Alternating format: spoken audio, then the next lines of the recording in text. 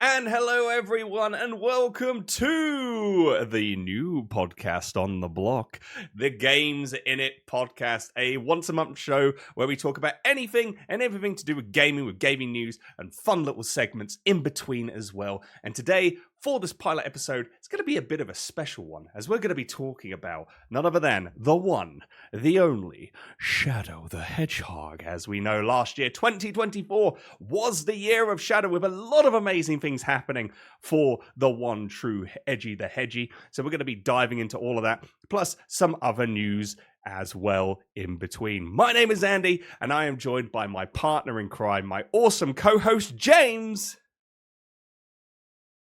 James. James. You see all of me walk into my mystery, set inside. No. Hi. Hi. We're doing the podcast right now, aren't we? Yeah. And we are. And I've just sung to about God knows how many people. Yeah. Yep. A lot of people heard you. Okie dokie. So, is there anything else you want to say before we kick things off? Chaos Control? God! Ah! Oh, Jesus! Oh my eyes! Oh! Why does he even do that? He doesn't even have a bloody emerald!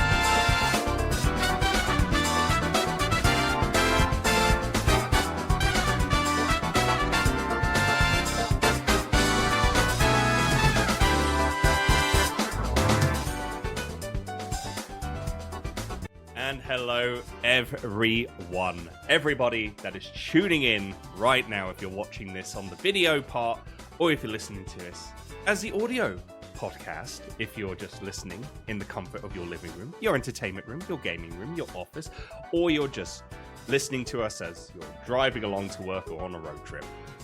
If you are, we're very sorry. You have one very long trip ahead of you, is all I'm going to say. And for that, we profusely apologise. Yeah.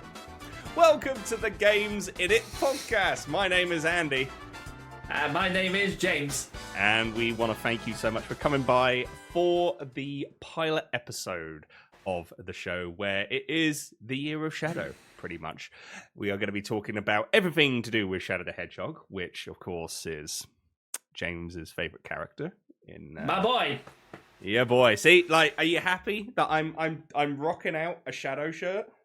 I'm actually quite proud of you, and I kind of want that for myself. I just don't know when I'm going to get that or where I'm going to wear it. So I got this actually at a convention back in July last year. It's called AC Anthrocon, and walking around the dealers then and everything, and there was a place where they were doing custom shirts, and this was one of them: Project Shadow, Ultimate Lifeform, Chaos Control, all of that. And I'm like, Shadow, Sonic 3, Shadow movies coming out, and, it's just, all this stuff's happening right now to do with Shadow. I gotta do it. I gotta do this. I gotta wear this to represent when I'm watching the movie and all that. And, it's fitting. It's fitting for the episode that we're going to be talking about, with all the stuff, all the news, all the shadow news for today. And yeah, I also thought you would probably get a kick out of it, and you would be very happy me wearing some Shadow merch. It is 10 out of 10, no notes. It is fabulous. I love it. Brilliant. Awesome. Well, thank you. I just needed your seal of approval. That's all I need.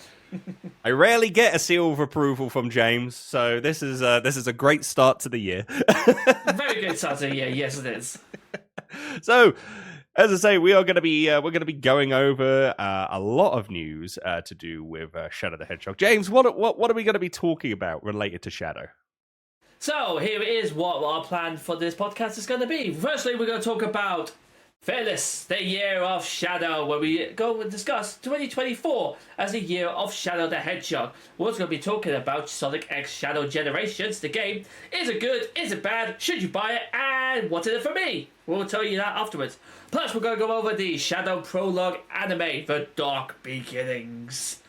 Then we'll also go through the Shadow movie, DLC, which, by the way, Keanu Reeves, cannot agree more. He is a gift to this world. And his voice, it's like butter.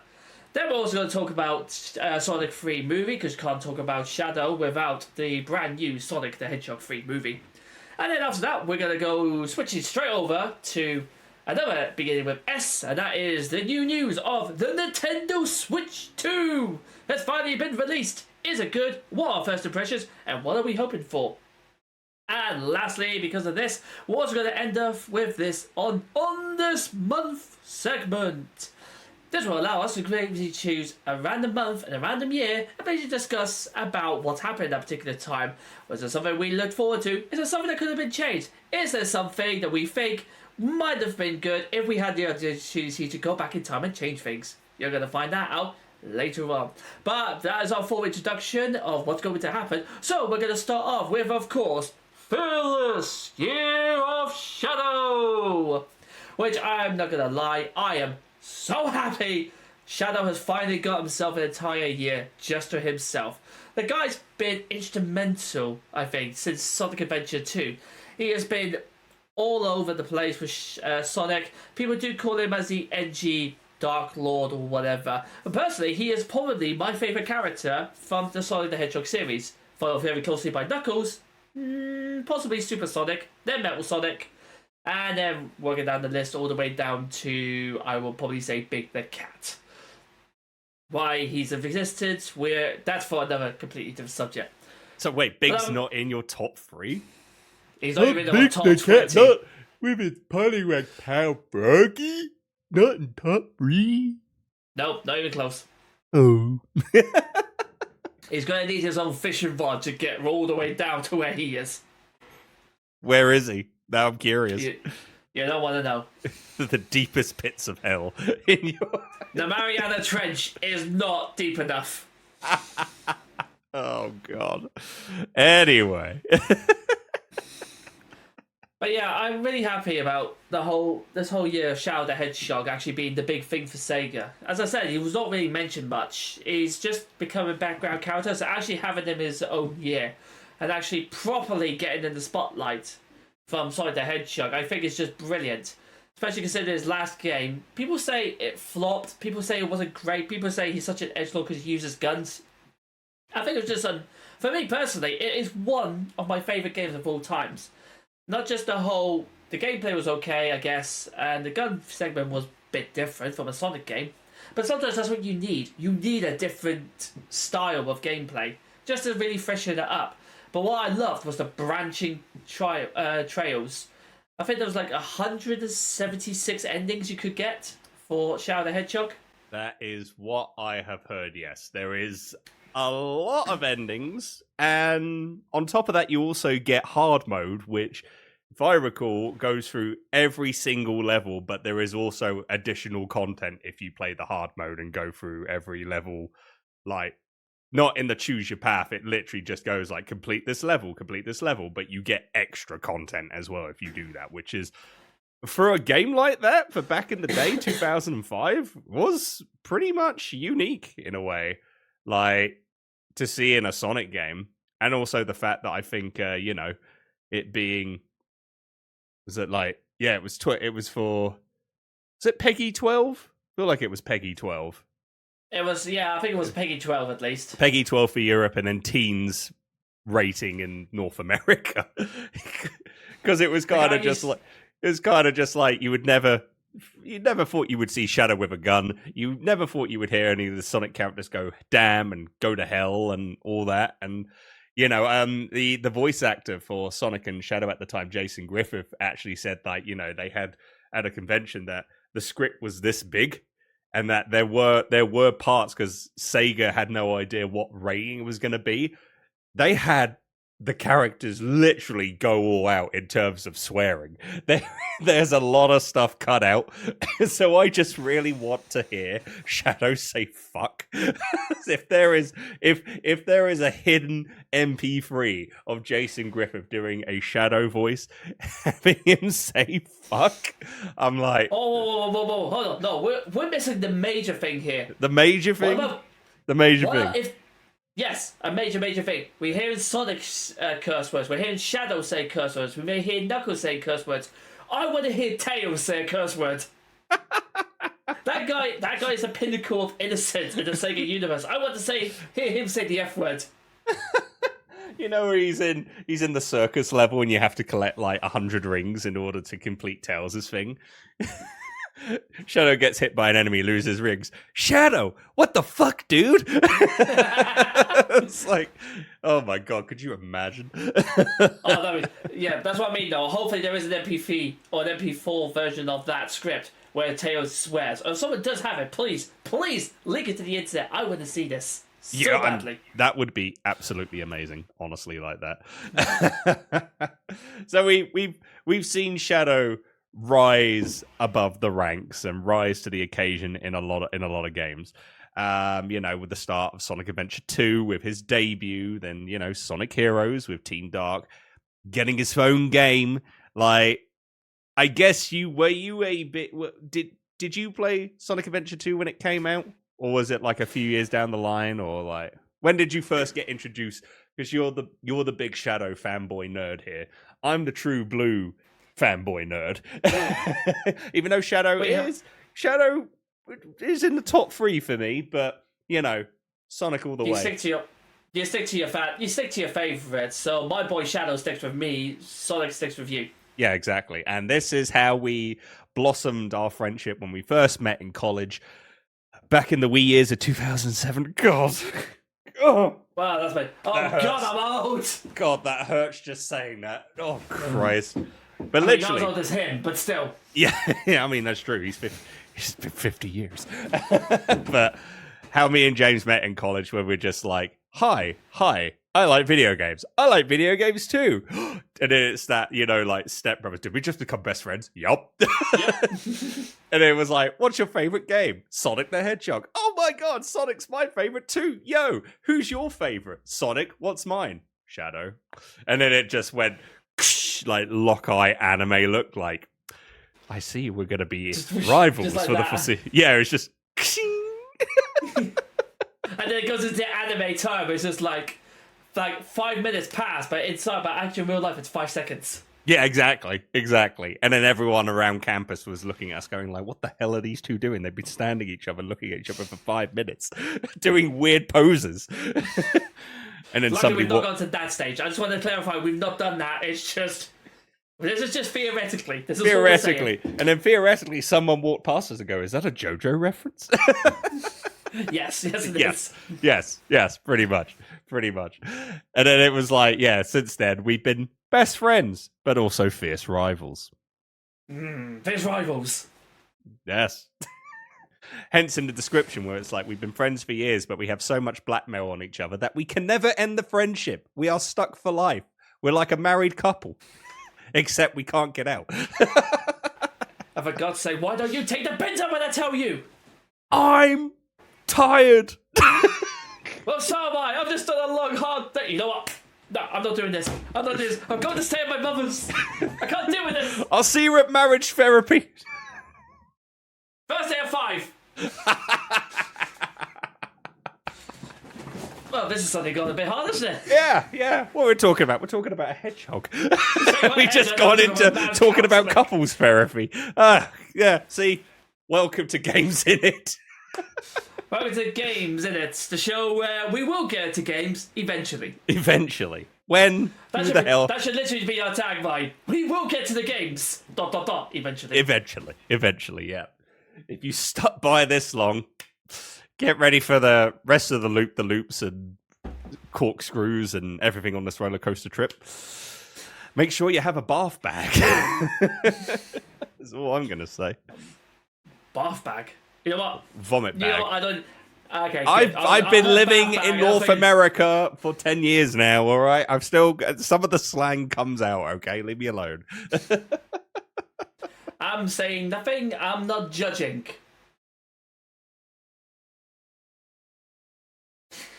So, what's your favorite bit about Shadow the Hedgehog? He's just edgy. He's just edgy, yo. But you're more of the Shadow nerd. So here's a question for you: when did you get introduced to Shadow? Because I know you were a big Knuckles fan when Sonic the Hedgehog 3 came out with Sonic and Knuckles as well.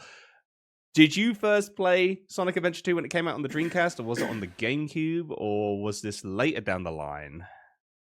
Actually, no. I got introduced to Shadow through Sonic X, the anime. Okay. All right. I have to admit, Sonic X was, people. I don't know. I don't know if it's people might think it's a hit and miss. I thought it was good. I thought it was a great anime, honestly. Especially the Japanese one.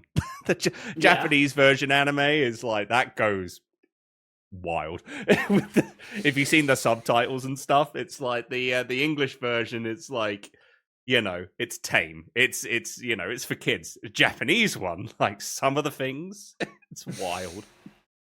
Well, they got a lot more restrictions on their, what's it called?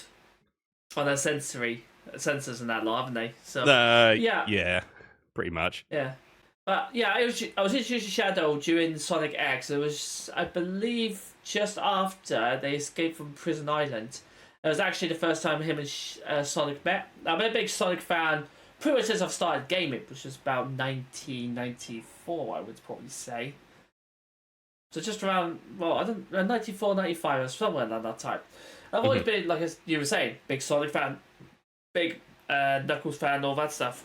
Yeah. But what really set me aside from Shadow was just how, at that time, being the person who didn't say much, the person who didn't care what happened, didn't live by the rules and all of that. That was sort of the cool thing. That was the in thing at that stage. Shadow was the pinnacle, I thought, in regards to the whole Sonic franchise. Shadow was the bad boy. He was the one who didn't play by the rules, the one who who got stuff done without having to worry about who got in his way or anything. And since then, watching it, and then I remember playing Sonic Heroes, and then when he was paired up with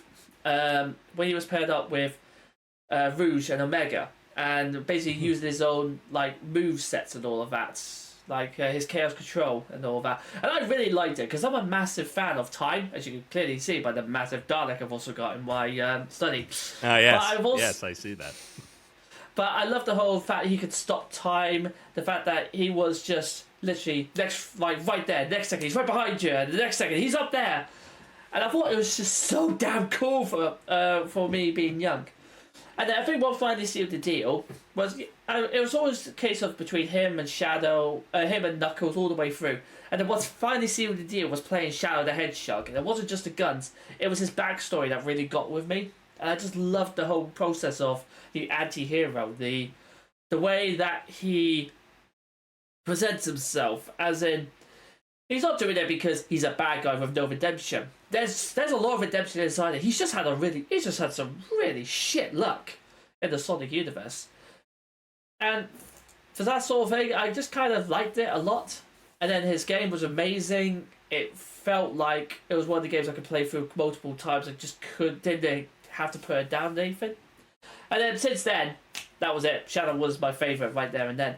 And then every time there is a Sonic at the Olympic Games, I'm always picking Shadow. Regardless of what event it is, he could be absolutely dog shite at sumo. And guess what? I'm still gonna pick him.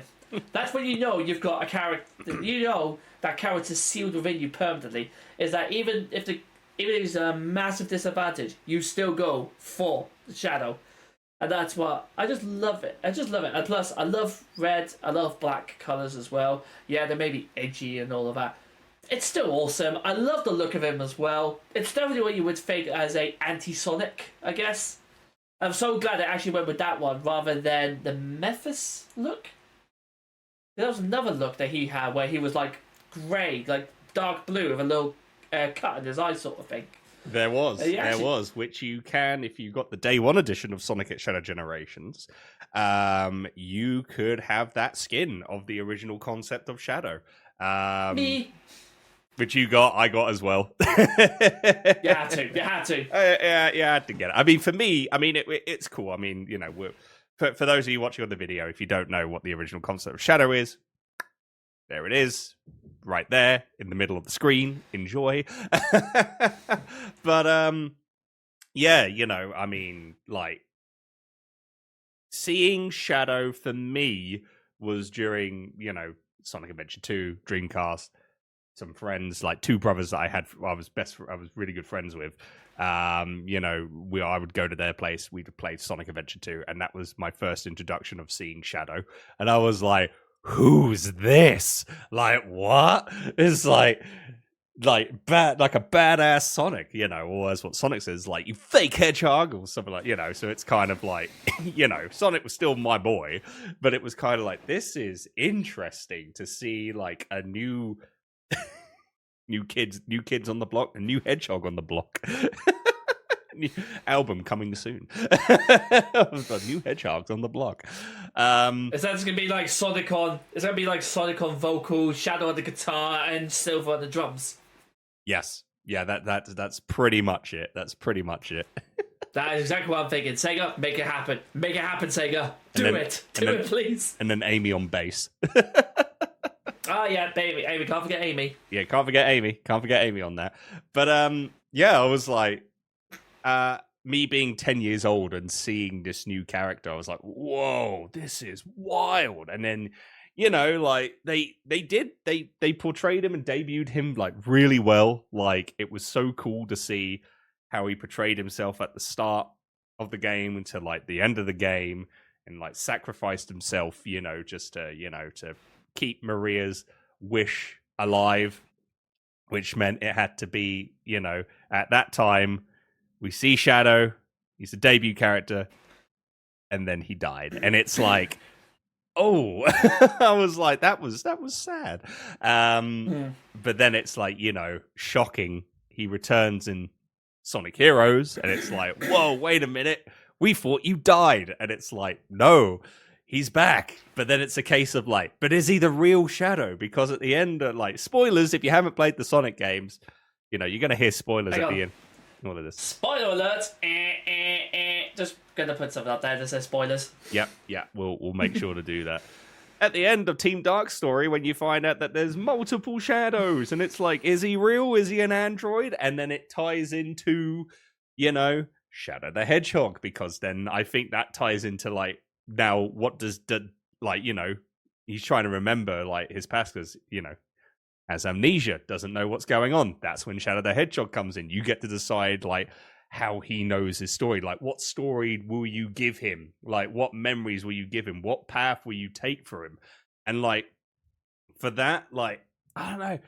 It's kind of like, it's a cult classic nowadays. But I think back then it was kind of like mixed reaction for the game. But I kind of enjoyed it. It was nice to actually see, even though I was a big Sonic fan, someone other than Sonic is getting their own standalone game, which was, awesome to see. Because, we've seen it with like Tails, with Tails Adventure, and Tails Sky Patrol, Knuckles with Knuckles Chaotix.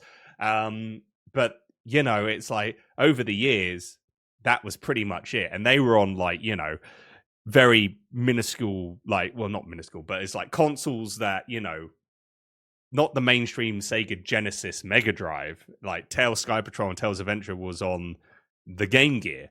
And, not some people had it. Not a lot of people did. I know I didn't have a Game Gear growing up, so I didn't even know about those games. And then same with Knuckles Chaotix. Only came out on the Sega 32X. Not a lot of people were able to get a 32X. So they weren't able to like play the game. That I actually see like a Sonic character have their own game on consoles, on platforms that many people have. So it's like another character other than Sonic is now having their own full game, and everyone can jump into it. It was good, and I felt like, it's a nice change. It's a breath of fresh air, and I think like they pulled it off very well with the story, the gameplay, and what you can do with that, and like you say, the many endings as well. As the years have gone by, it's kind of fallen a bit flat for Shadow in terms of being in games, being in shows in somewhat capacity. But then it comes back to him being classed as an edgelord, as the darker version, as the for the emo kids that you find at schools. Mm-hmm. He was starting to get dragged into that, really, into all of that because of his dark and edgy wise. Because again, at the time, that was the way forward for some characters. But it also shows you just how big Shadow's impact has made. The fact that, again, with Knuckles with the Chaotix and Tails' Adventures, they were on like Game Gear stuff. Nothing major. You say yourself, not many people had it. This got released, Shadow the Hedgehog got released on so many platforms that they knew everybody had. Could have just made it for one, could have made it for the Game Boy Advance, could have made it for just like Nintendo DS. They threw it to everything they could, all the major consoles. Yep. Just because of the amount of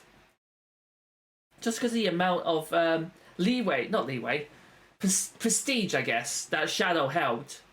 If you think Shadow the Hedgehog at the time, he was well known amongst the Sonic community. It was one of the fan favorites as well. So giving him his own game was probably a great idea by Sega. And maybe not so much the edgy Dark Lord things for it to really bring it down a bit. But again, they tried something out, and if you want to try something out brand new, you can't use Sonic. Because at the end of the day, he is the head honcho, he's the mascot of Sega, really. So you don't want to throw something at it hoping it might work. 'Cause if it doesn't, it may tarnish your image quite rapidly. But Shadow's the sort of person who could do that, not tarnish his image, but get away with doing stuff like that. Because he was already set up to be that kind of character. So, using him as sort of like a test subject as well, it could go for anyone else to make a game by, but it went for my boy Shadow.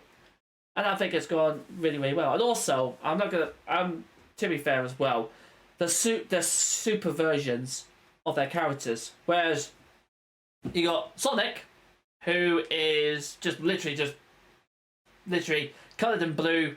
Let's change it all to gold. There's Super Sonic. Silver. There's Super Silver. Let's just turn them all to silver. Let's just turn them all to gold. Voila. Shadow's design, however, starts off with black. Yeah, he's turned gold, but he still has some of his like red highlights, and the thing that basically makes him look so damn cool. I love this form of Shadow so much. It's incredible. And I think, if anything, this is probably one of the best designs I've seen for a Super Saiyan version of any Sonic character. I will admit that, yes, out of all the designs of all the super forms, like, Shadow's form is very good in the type of gold that he has, keeping the red stripes and everything. It did look super badass, so I feel like they pulled it off very well with that design. I was going to say as well, it's like, you had him in Shadow the Hedgehog, and then after that, it came to Sonic 06. I don't really want to talk about it. No, I don't think the whole Sonic community doesn't want to talk about it. No. And, it was kind of, I don't know. The story with Shadow's story in Sonic 06 was good. There's some parts where it was good. It's just how they made him out when you play it, like being able to get control of Shadow, the gameplay and stuff. It didn't feel right. It's like the only fast character you had is Sonic. Shadow is a second. He's fat, he's pretty quick, but he's, it's that's the thing. When you play as Shadow, you want speed. You want to go fast like Sonic, but it kind of felt like, they just knocked him down a bunch, to reduce his speed. And then there's Silver. Silver's just slow as hell. But essentially what they've done is basically they've took Sonic, put his speed down to like low, and then just coloured him red and coloured him black, and there you are, there's Shadow. Mm-hmm. That's it. It's just a reskin. Just a reskin Sonic. That is exactly it. It's just a reskin of Sonic. There was no definable trait, whereas you could have had his power of chaos control, his chaos spear, his basically his tactics of just zapping out next one, bang, instead of just homing attacks all the time. Yeah. And I think that would have been bloody brilliant had they made his attacks, instead of the homing attacks, should have made it to basically be as it is in the game and the anime and everything else. Whereas if he hits one player, and if you've put the controller to the right direction, and he's going that direction, he just literally goes, disappears, re-emerges next to him, smash. You click the button, next one, off he goes, disappears, and then hits the next one. And that could be his version of the jump, of the homing attack. And I think that would look incredible. Plus, that would set him aside from Sonic. Yeah. Whereas during the gameplay for Sonic 06, like you said, you couldn't turn them apart. Yeah, I feel like I'm trying to remember if they did or not, if they did use like a Chaos Spear attack in Sonic 06, but it was just so poorly done. It's like you... Yeah, to be fair, don't even use it. In my defense, I've not actually played that game in years, so if I am wrong, then please let me know in the comments. I will say, if you want to play Sonic 06, you should definitely play Sonic Project 06 or Sonic P06, which is the fan-made project of, the game where it's actually playable. And there's new things, new content. Shadow, especially, I think, has some new moves, which is, it was a case of, if this was the game that came out in 2006 for Sonic 06, it would have been a great game. Minus the story of Sonic's story with Elise, because as we know, a human princess kissing a dead hedgehog is absolutely disgusting, and who the hell decided to agree in Sega that this was a great idea? I have no clue. I hope. Whereas they could have gone for... to be fair, though, the way they did Shadow with Maria, that was perfect. Yeah. That was the way they should have gone with Sonic and Elise. It should have been that Elise is the Maria for Sonic. It's like that would have been it. There's no love interest sort of thing. If there's love, it's because it feels more like a brother and a sister sort of love between Maria and Shadow. Yeah. If they did that, would have been fine. And if Sonic Project 06 was what Sonic 06 was back in 2006, game would have been great. I think there might have been still people that might not like that. I would have personally said Sonic 06 is a good game. Unfortunately, that's not the case. But anyway, I do love the fact, though, one of the best Shadow the Hedgehog news that I did love was the fact they brought in Shadow the Hedgehog's motorcycle, and that went on a tour as well. Yes, yeah, that was for Sonic X Shadow Generations, right? Yeah, and I don't know how to ride a bike. I don't know how to ride a motorcycle. But I'll tell you what, if they had turned around to me and said, you've got X amount of months to learn to ride a motorcycle, if you pass, you get to ride this. Then you know what? I would happily have done it. I would happily learn how to ride a motorcycle just so I could ride that. And then you just get a customized helmet with, the shadow, Oh my god, yes, the rear fins, the shadow, and the Sonic ones you get in Mario Kart 8. Yeah. You just have the custom quills and everything like that. Oh my god, that's why I get the feeling though someone's already made that. It probably has. Probably has. Someone probably has already made that. And to that person, we salute you. Absolutely good sir, madam. Madam or non-binary individual. Yes. So yeah. We're getting into this. We're going through Shadow's story, progression in the games and everything prior to, how it is coming to 2004. Because I feel like after 06, we never really saw Shadow. We saw him in the games, like Sonic Riders, Free Riders. He was in the Mario and Sonic Olympic Games. He became just like a side character in a way. He became a background character rather than the full-blown. Yeah. Sorry, after you, James. He became sort of background character. You notice that in the next couple of games, like the Sonic trilogy, the movie ones, or the Sonic. Oh Jesus Christ, I can't remember the names now. There was one with Sonic Unleashed. You don't really see him in that one. Mm-hmm, there was a Sonic and the Secret of the Seven Rings. Sonic and the Secret Rings, yep. Secret Rings, yeah, and he wasn't really involved in that one either. There was one he was involved with, which was the Sonic when he was back in medieval England with the sword. Sonic and the Black Knight, yep. Sonic and the Black Knight, that's the one, yeah. But again, he was back to being a boss and a side character. And then they brought him back for Sonic Forces, but he was on the bad guys team. But then the beginning part, the actual DLC for it, you saw that. You saw him how he managed to put down the actual bad guy, which has always been his Achilles heel, was always pissing off the wrong people. Yeah.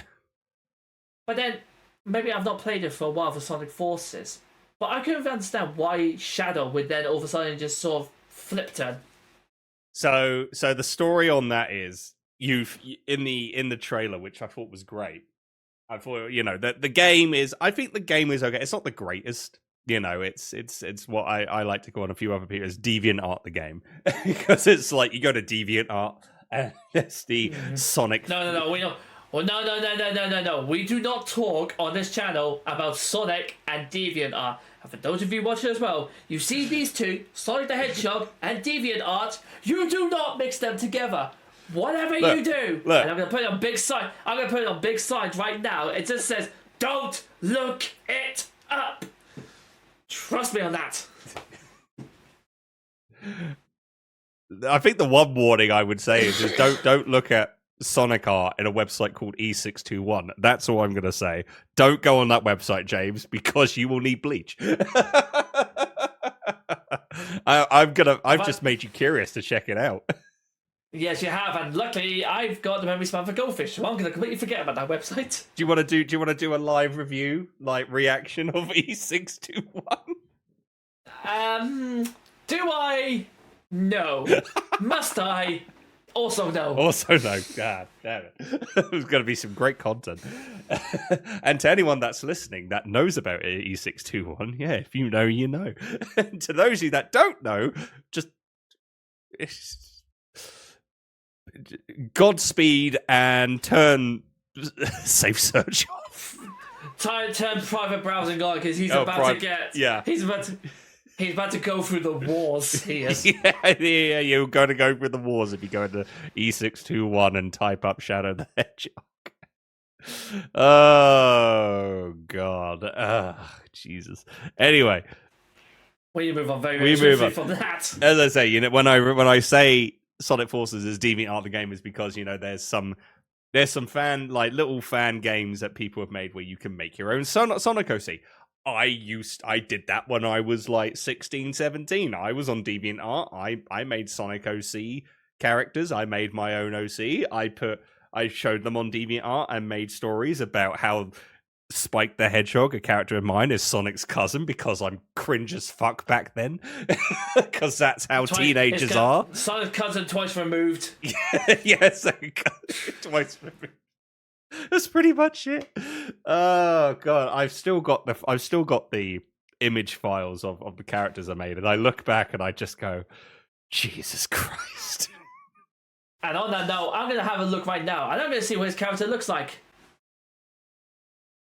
Damn.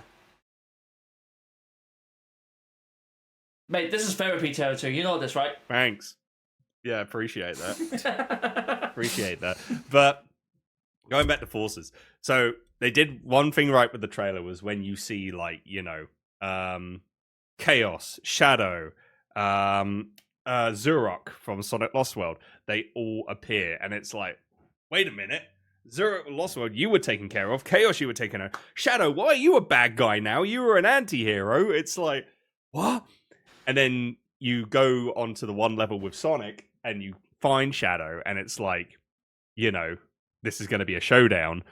But then all of a sudden, another Shadow shows up, beats up the original Shadow that you saw. You find out that it was a fake. It was a fake Shadow. Like, the real Shadow, pretty much in the DLC, faces Infinite, like, pretty much before they become Infinite. And then it comes to a part where Infinite gets the power, they find Shadow, they then, like, screw up, like like time and just something like that.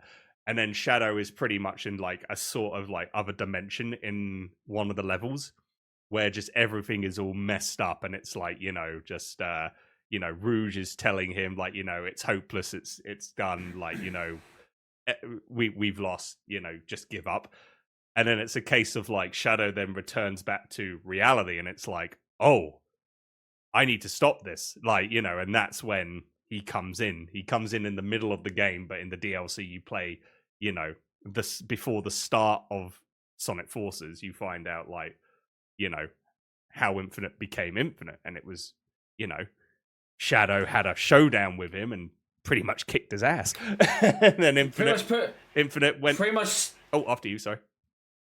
Pretty much curb stomped him to the ground. Yeah, essentially, pretty much. And then that's when I think Infinite got like really angry and was like, "I'm going to like rid the world," or so, it's just how he had his character become.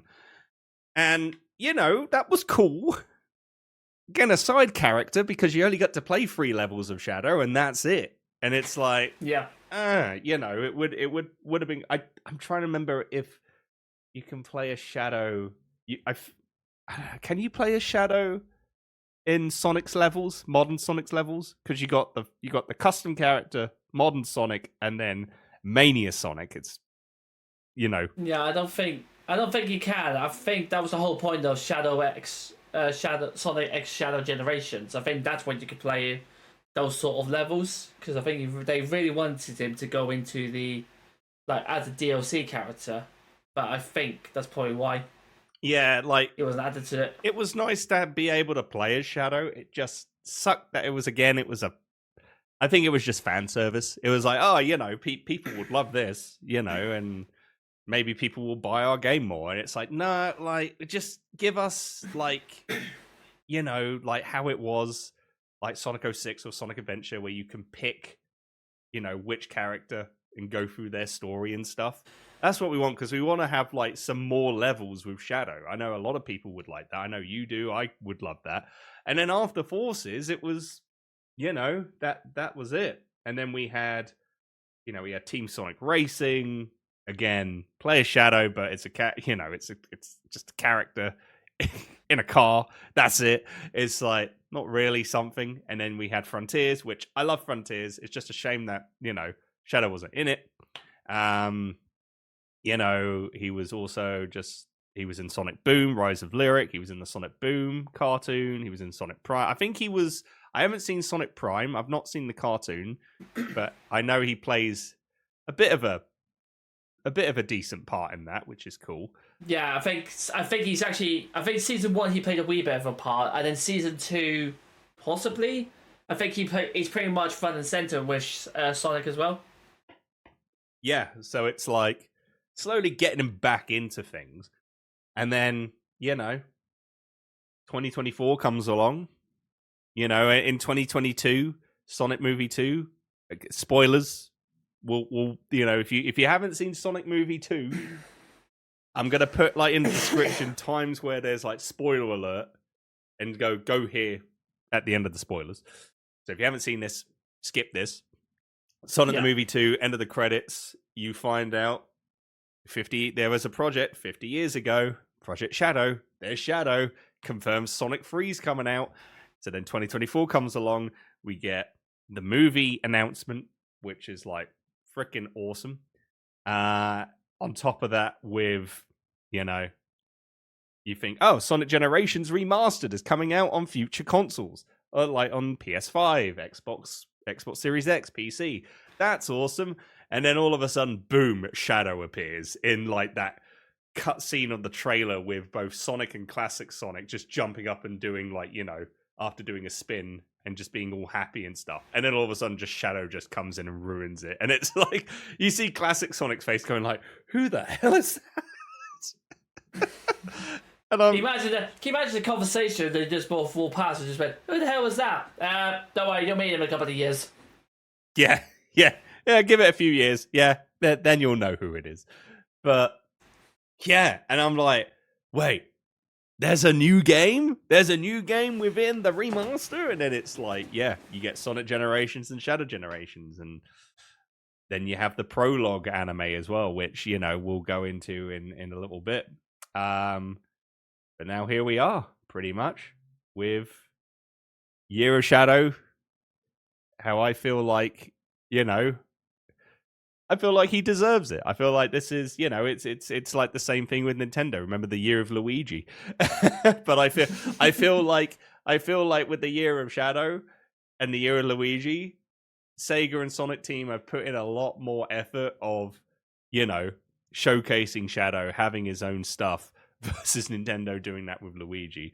So, yeah. And now here we are with what we have. Which we're going to kick off with Sonic X Shadow Generations, which I'm guessing you've played it.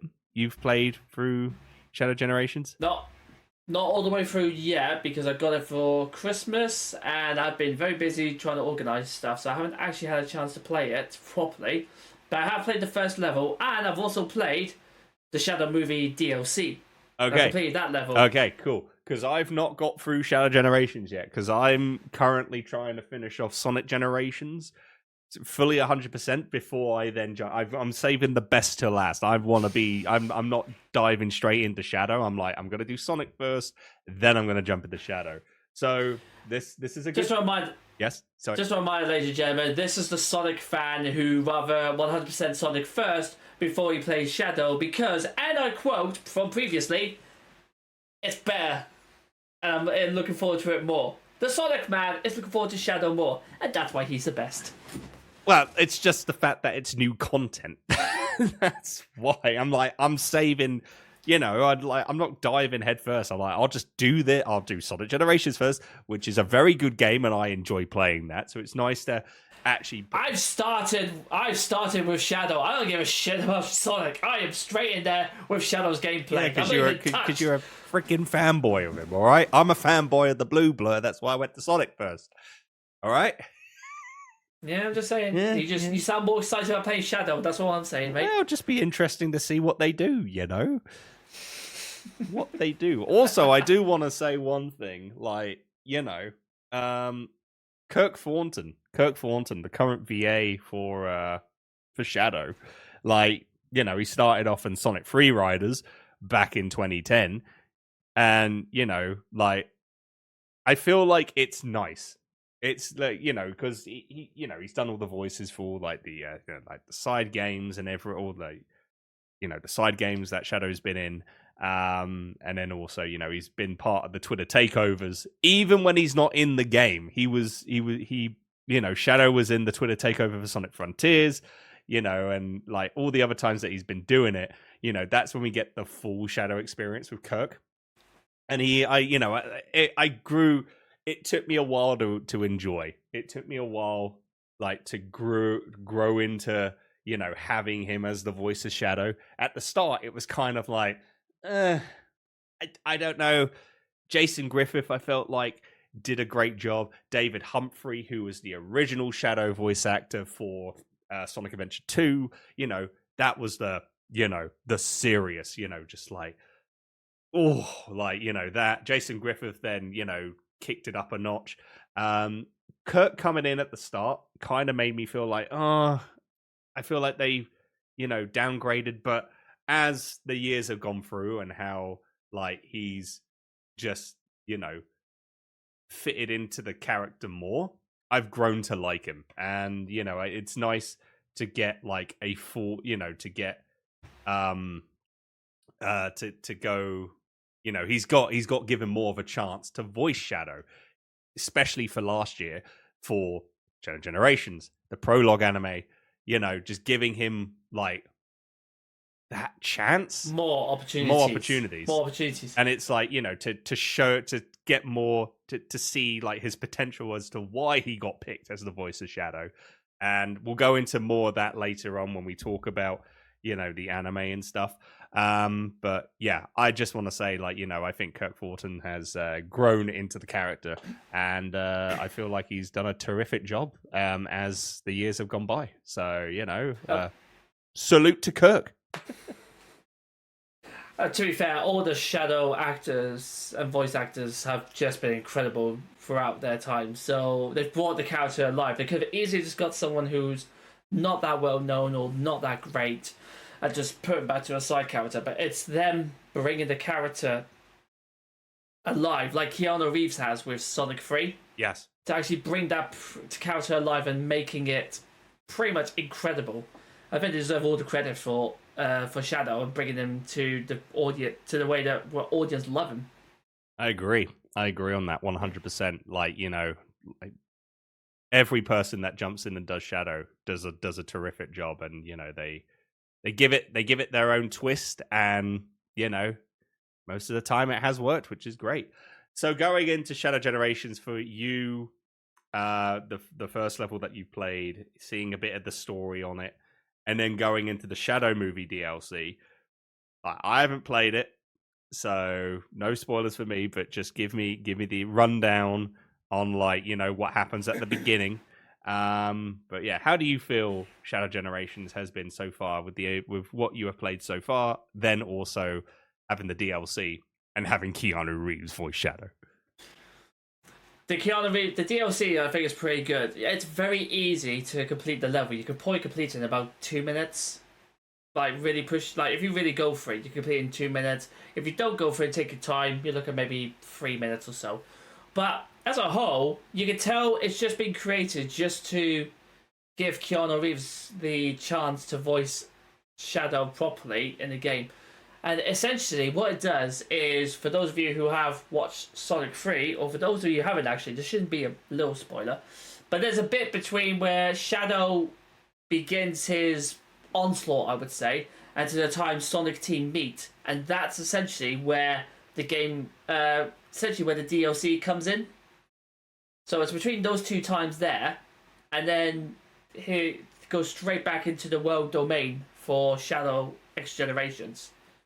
And I think it's pretty cool, actually. I really like it. The graphics as well, the design of it is pretty much pinpoint exactly how you would see it in Sonic 3 movie. And I just think they've really done a really good job of it. Yeah, I mean, I saw the trailer for the movie DLC, and actually seeing movie Shadow in the game, the same style, yeah, it looked legit. There was no change in that. I was like, oh my goodness, transition from movie to game. It's it actually works so well. And, having a big star like Keanu Reeves, not only voiced in the movie, but then also a little bit in the game. It's that is what a dream. What an absolute dream, I have to say, in terms of that. I'm honestly looking forward to diving into that, because I think also if you get the DLC, you can also then fully play as movie Shadow throughout the rest of Shadow Generations, I think. I don't know. I think it's just that one game. Oh, is it just that one level? Oh, is it just the DLC? Yeah. And that's okay. It's just DLC. So you just go into that. So basically, in the hub world, you just see a giant ring. Mm-hmm. What you see in the Sonic films. Yeah. And you jump into there, you then go into the DLC itself, and then as you finish the level, he jumps back through that ring. Oh, okay. For story reasons, and then as he comes out, he returns back to his normal shadow design from the game. Okay. So I think it's literally just for that one level. But it wouldn't surprise me in the future if they just said, as part of another DLC, you can actually download his skin and put it into Shadow X Generations. That would be cool. I would actually like that if they. I mean, they've made it. They might as well, right? It's it'd be pretty good, yeah. It'll be sick to see. Just going through Radical Highway as movie Shadow. That'd be amazing. But yeah, as a whole, so far in the main game, how do you feel the amount that you've played so far and seeing a little bit of the story? How do you feel it's gameplay wise, control wise, story wise so far? How do you feel it's going? So for me personally, the gameplay I'm not enjoying at the moment. But this was when I was. But don't forget, I was really playing the games more when it was the 2D classics rather than the 3D modern Sonic Colors sort of style where you are bolting it in one direction. Mm. So I'm still getting used to the whole jumping at the right time, otherwise the speed just grinds to a halt, or if you don't jump at the right place, it just basically hits the wall, and then you lose all that speed and momentum. So I think that's kind of one thing that's put me off about the game so far. But again, I've not played it enough like that in order to really make a good start there. But from what I've seen of it so far, I think it would be a good game. I've just got to get used to it first. But then once I get used to it, get squared away, and I've actually got some skill behind me, then I think I'll probably enjoy it more. Yeah, no, that's fair. That's fair. As I say, for me, I'm looking forward to it as well, to give it a go. And to those of you that are listening in, either on YouTube or any of the audio podcast, sites that we put this out, leave a comment. If you've played Sonic at Shadow Generations and you've completed Shadow Generations and also tried out the Shadow Movie DLC, let us know what you think of it. Do you enjoy it? Do you think it might have needed a bit more tweaking? Do you feel like it could have done better? Just give us, let us know. Let us know what you say. Where maybe we might, on the next episode, we might reply to some comments. Who knows? Who knows? We're still figuring things out on this show on what the hell we're doing. So we may reply to your comments. Sorry, James. Welcome to the pilot episode where we're just making it up as we go along. Hey. That's pretty much the case. It's like, whose line is it anyway? Except less Colin Mockery and mine. Yeah. Jesus Christ, I forgot what their names are. That's annoying. Colin and Ryan. There you go. Colin and Ryan, there we go. Yeah, Colin and Ryan. Yeah, pretty much. Someone's going to tell us what the surname is and call us an idiot. But who knows? Yeah. Who knows and who cares? So that goes for that. So, before playing, and I think this is great as well, jumping into watching Sonic at Shadow Generations Dark Beginnings, the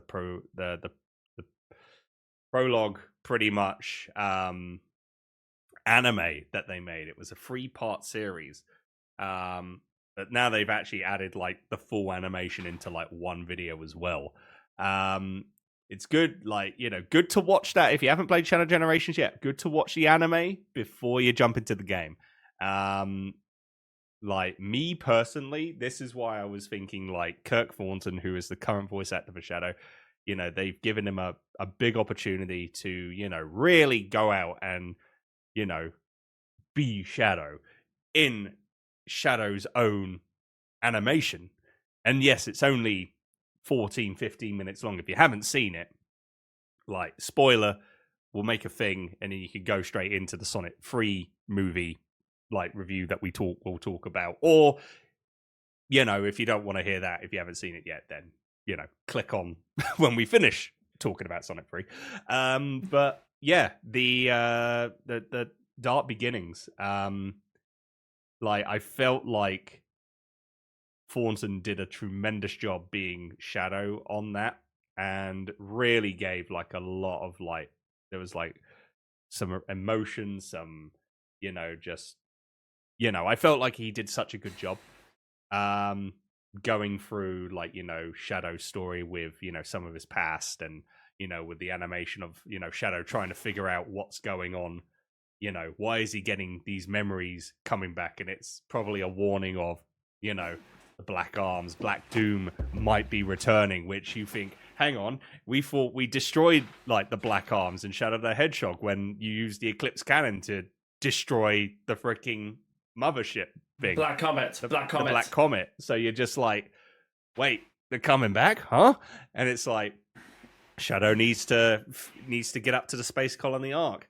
Nice little bits as well that they added in terms of Sonic Adventure 2, when Shadow goes to Eggman's base at the pyramid. That's like, Sonic Adventure 2. The moon was, destroyed. Cut in half. Yeah, as what Eggman did. He pissed on the moon.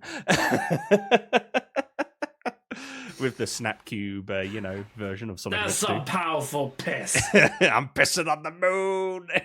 How do you like that, Obama? You idiot. So good. Can't always talk about that. And then, going to Eggman's base, tried to, get, like, a spacecraft. Then Rouge and Omega show up. And I just love Omega going like, I call dibs. I call dibs. If he does not have that as a saying in the next game that Omega is in, I'm going to be wholly disappointed with the Sonic team. That should be his staple now in the game.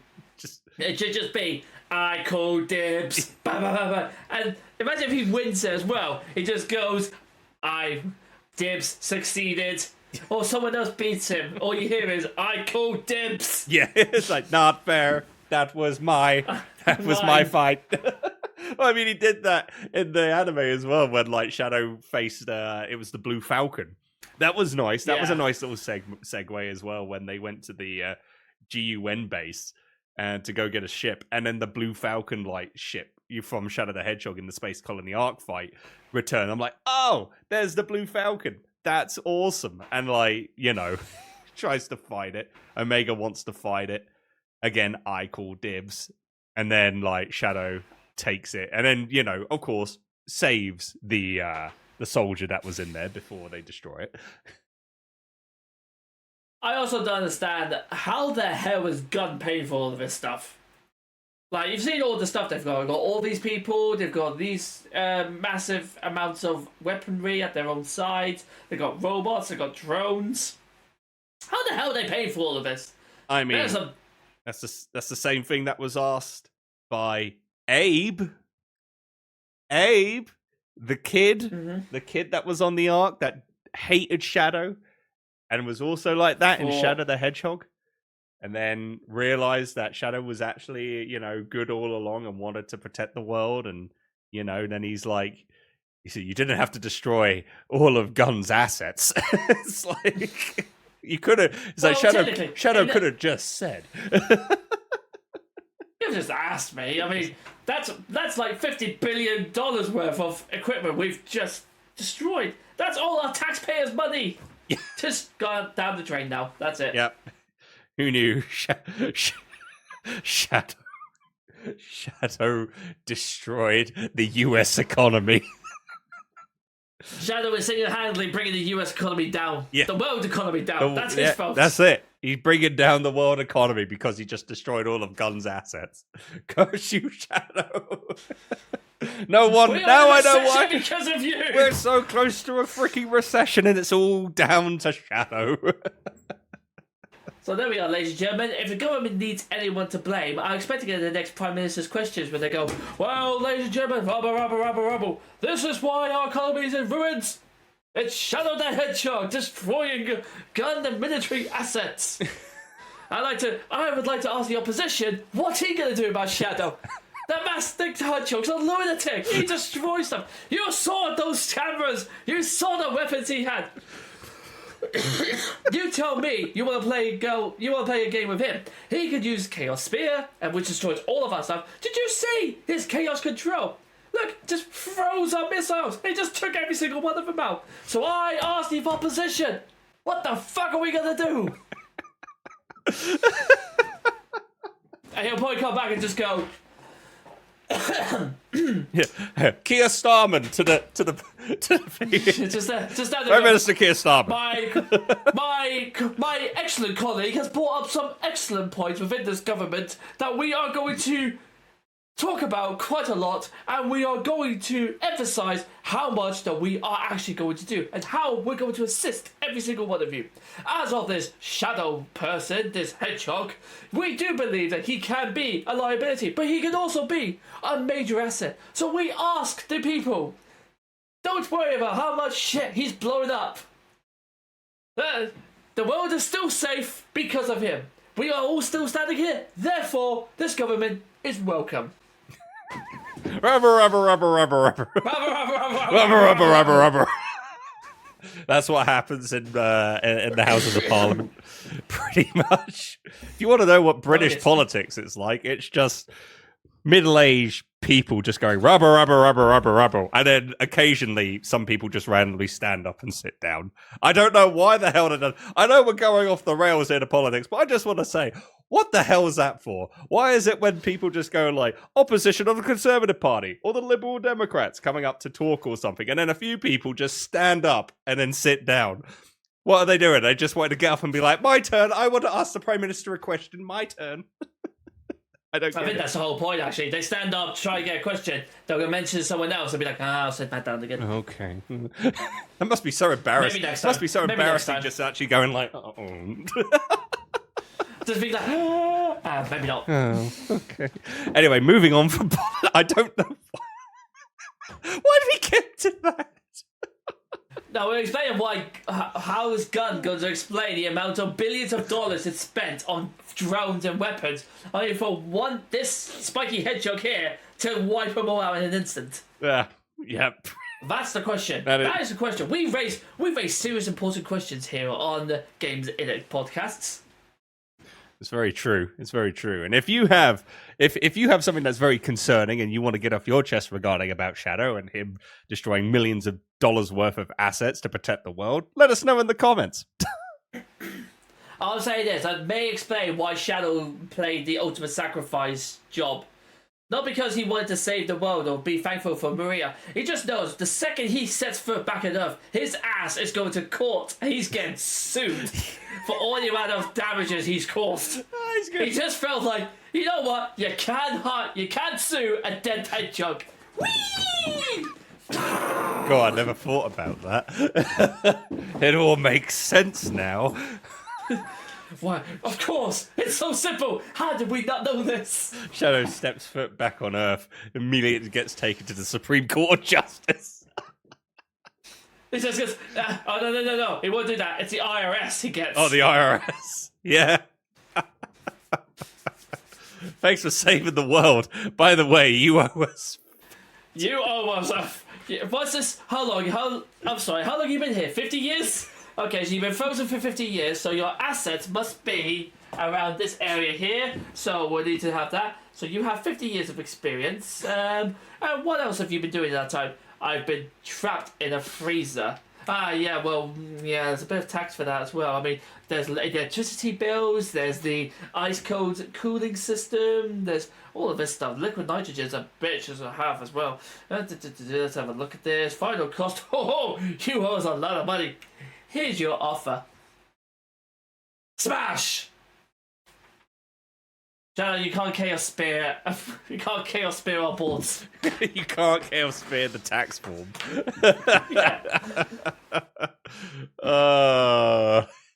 You've heard of tax evading Yoshi. Get ready for tax evading Shadow. Just imagine he's just sat there going, okay, and how much tax did you pay last year? And he's gone. That bastard's chaos controlled again. You'll never pay his taxes. Hello, Bob. Yep. Yeah, Shadow's done it again. 2.5 million this time. I know. Well, I don't know what Gun wants. Alright, give him another tax rebate and say they can buy some more drones. And tell them to make it hedgehog proof this time. Oh, Christ. Are you all enjoying this roller coaster trip, everyone? Because we sure are.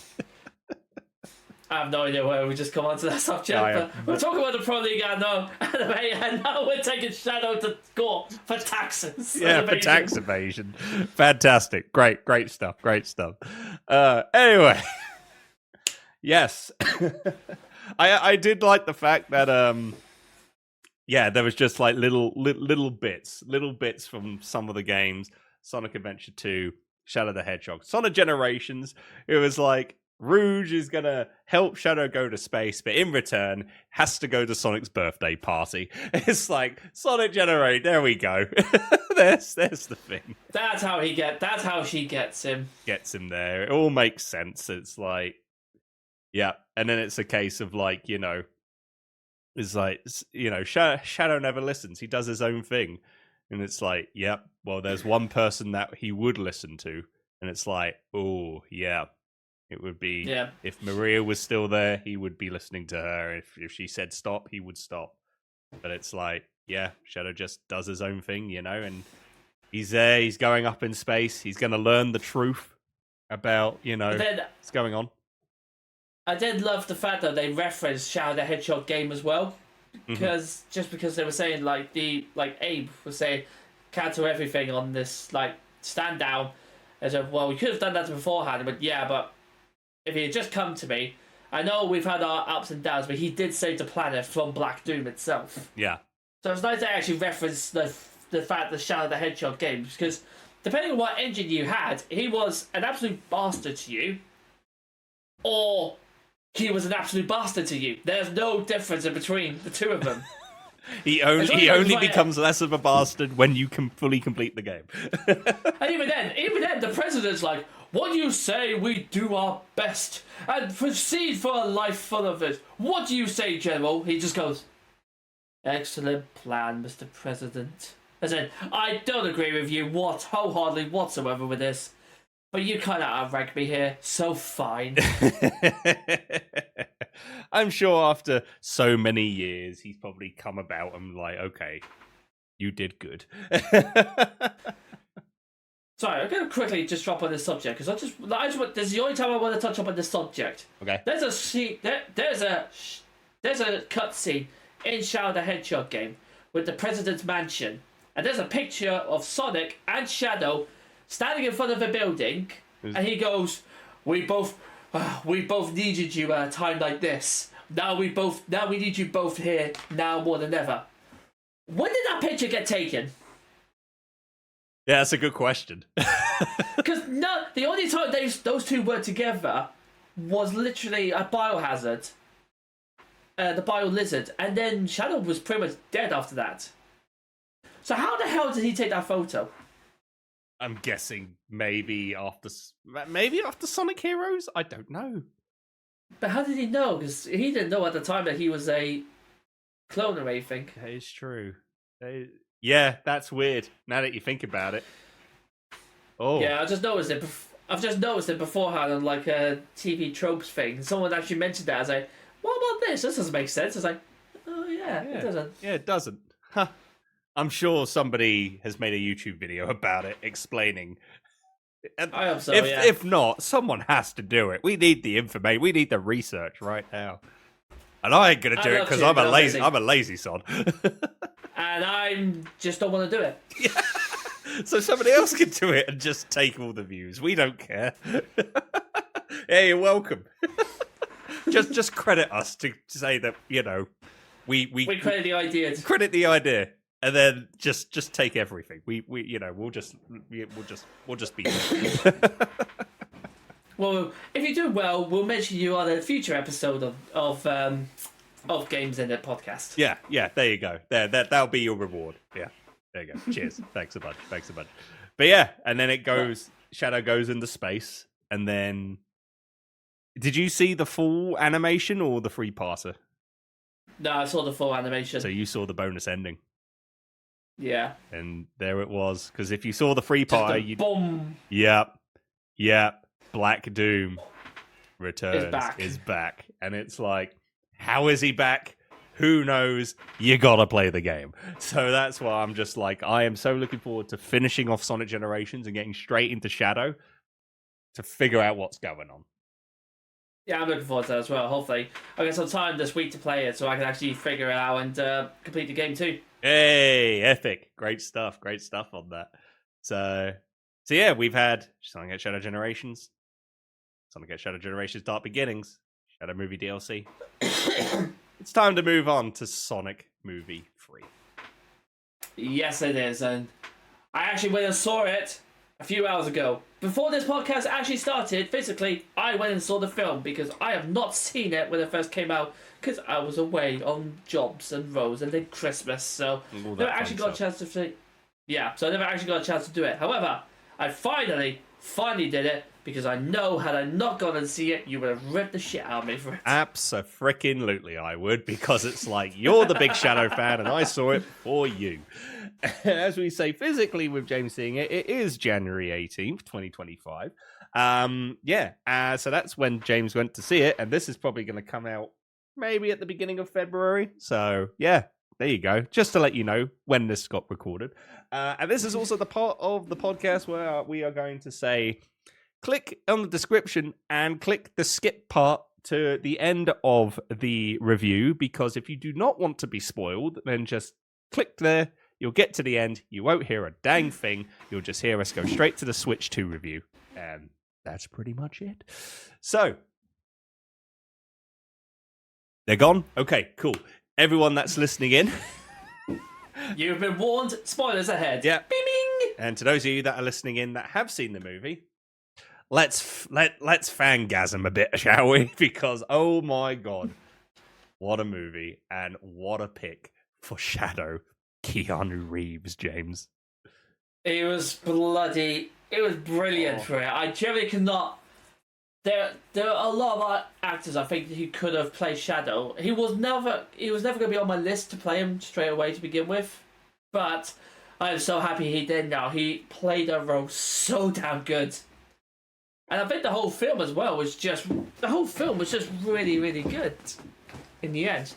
It took a wee bit out of Sonic Adventure 2, but it didn't it didn't copy it piece by piece by piece by piece by piece. It actually got a little bit, took a little bit from Sonic Adventure, the main part of it, and then stuck their own film version. Where you see, sometimes with video game movies, they'll take a big chunk of it and then add just a wee little tiny bit, which is what I was worried about when I first saw it, because I thought they were just going to do the whole Sonic Adventure 2 part all the way through, as in no change, nothing like that. Mm-hmm. But it was nice to have its own little twist on things as well. Actually, Gerald Robotnik actually still being alive. Yes. And working with Dr. Robotnik. Saggy flesh. Saggy flesh. It's not the best. The best part of that between Jim Carrey was the fact that he was just like, but it's just so uncanny. As if the same actor was being played by a single actor. Yeah, it's like breaking the fourth wall. I was like, oh, peak Jim Carrey. Peak Jim Carrey. At this stage, that film knows it's taking the piss. Oh, yeah. But it's fucking... I don't... Because Jim Carrey does say that he loves playing Robotnik. Mm-hmm. Because I think what he likes is he's had so many roles where he's just been... What's the word? Just playing funny characters and bringing his own little twist to them. Yeah. And I think no man could say, I'm going to retire now, I'm done. By the way, do you want to come back for it again? Yes, 100% I'm in. Yeah, and for that as well, he came out of retirement just to play Robotnik again. And it's for when he first popped on, when he's with the belly and just being, watching the Spanish soap opera. One. It's oh, I'm like, my evil twin brother. Dun, dun, dun, dun. Oh my god! It's the sad part is this. I actually want to watch a Spanish soap opera now because the amount it gets taken the piss out of in the Sonic movie and just everything else. I want to see if they're actually accurate. Oh, I think it is. I think they go very dramatic. It's not like EastEnders or Coronation Street. It's got a bit of flair to it. It's like El Coronation Street going to Betty for an El Hot Pot.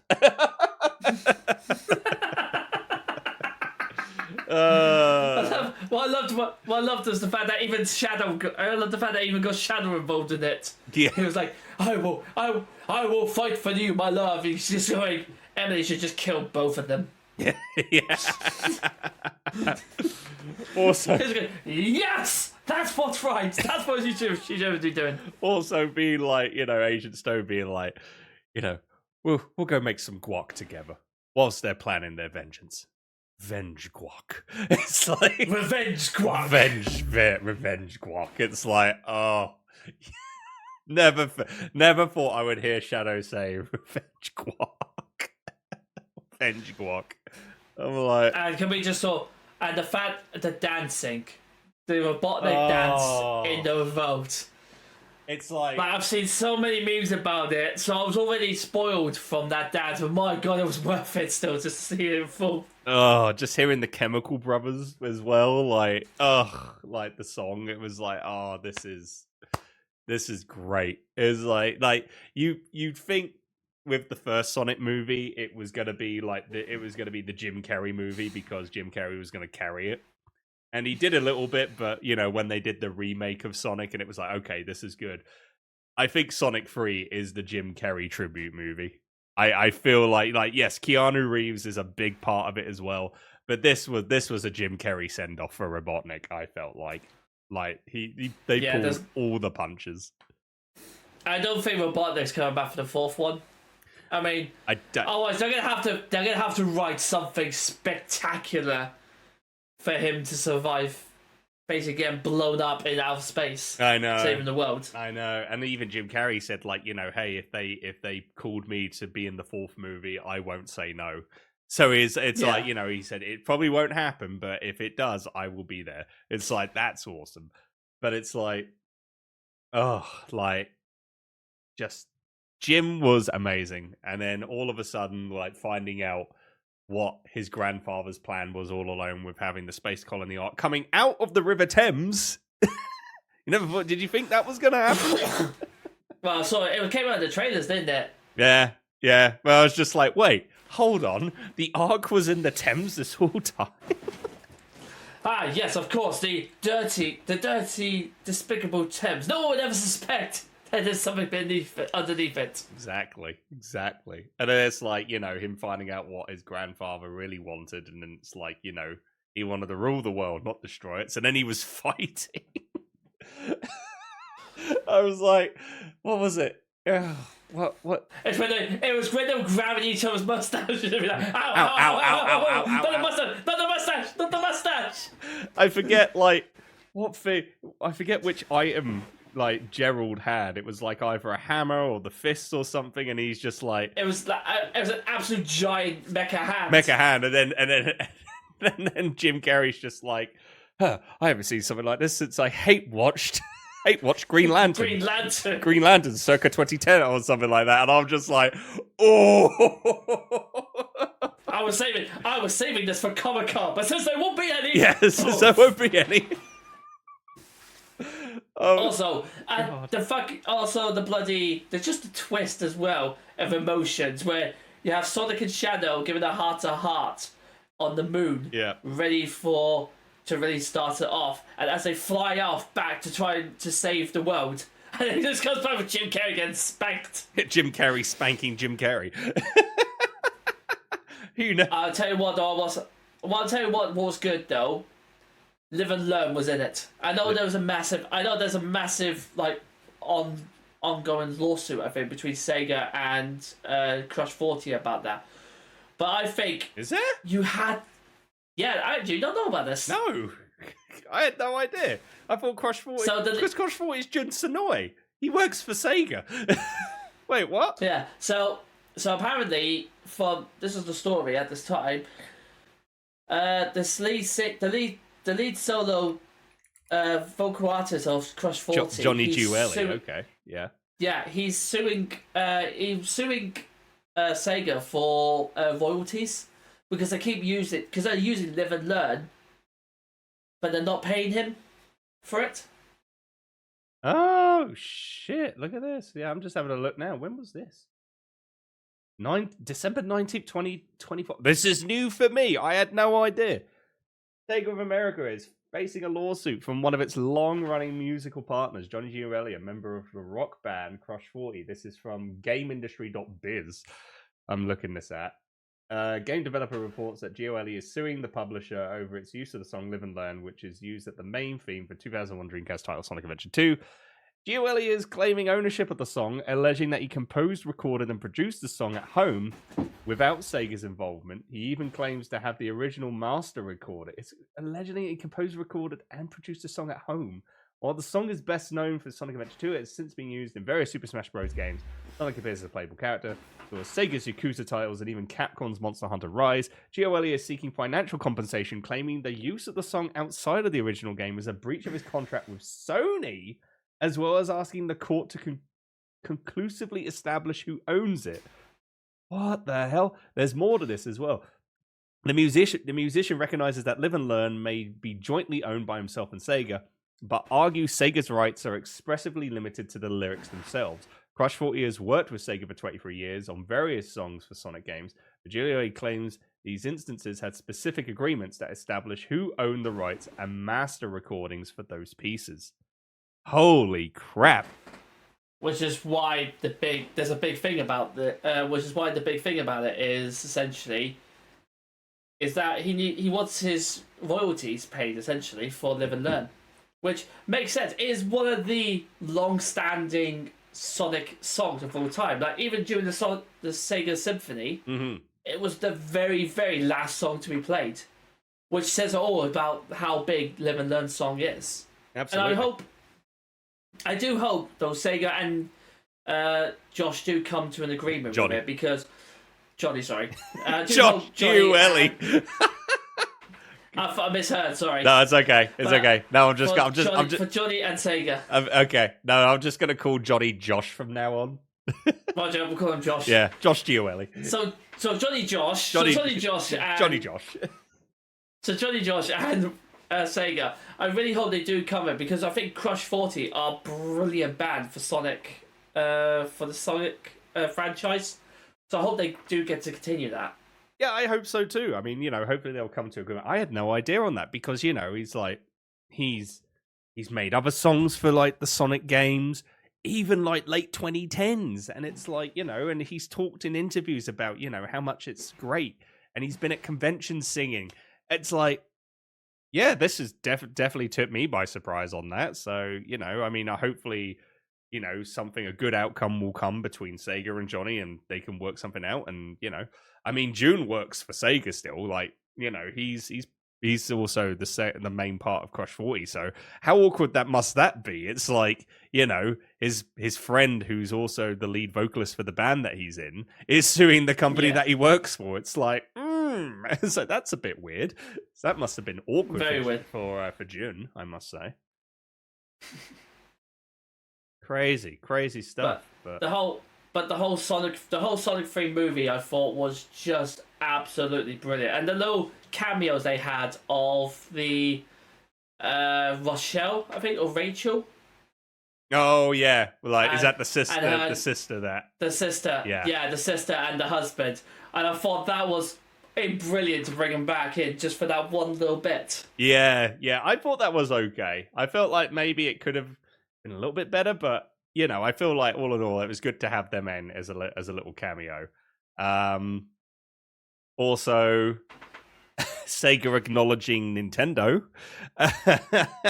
with the kids coming, like tells us like there's one place that we can go to debrief, and it's the Chow Garden, and it's actually like a Japanese like cafe, which is like a big hit, and I'm like, okay, they brought in the Chow Garden. This is pretty cool. I like that. And then these kids come on like, are you Detective Pikachu? And then Knuckles is like, haha, you look like a Pokemon. Pika Pika. I'm like, they just acknowledged Nintendo. They just acknowledged Pokemon. That's freaking it. I don't know how they got given permission for that, but that's just wild. Which makes me think if they got permission to talk about Pokemon and Pikachu, Super Mario Brothers movie 2, will they do like a little switch? It's like, okay, you could talk about this franchise, but when we have the new Mario Brothers movie, we could talk about you for a bit. So I wonder if we might get a Sonic reference in Super Mario Brothers 3. I'm just saying, speculation. I'm still waiting for when the end, if Super Mario Bros. 2 comes out, they bring out a new one. I'm waiting for the post-credit scene where it's like he goes down a pipe, falls down like a harsh, and it just slams to the ground. And then just as he's like, ow, he just gets given a hand. And then he just picks it up, looks at it, and it's Sonic's hand. He picks it up. There's Pikachu, played by Ryan Reynolds, next to him. And he just goes, yeah, we're going to need to talk.